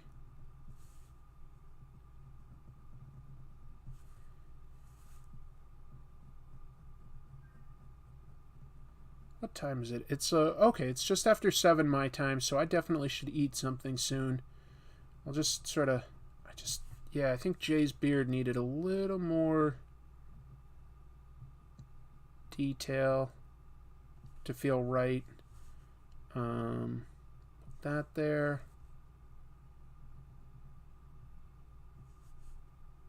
Give him a little more of an iris.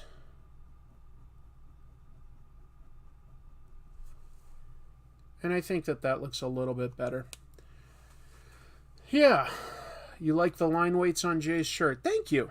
That's very nice of you. Appreciate the observation. I'm just sort of imagining like a desk being here, so I'm just going to sort of lay that in. Right about like there.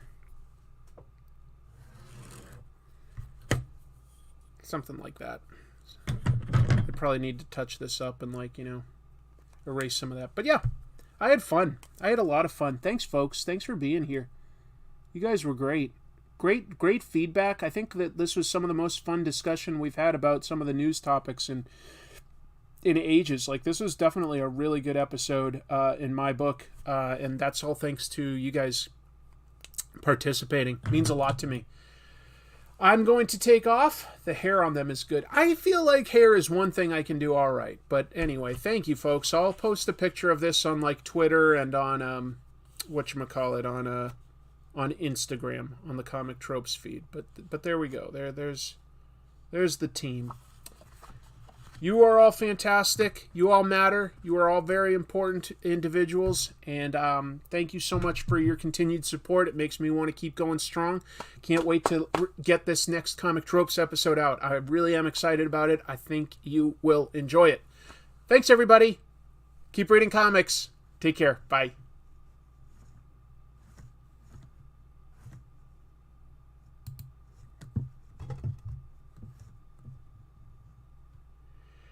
And now it's always a little quiet.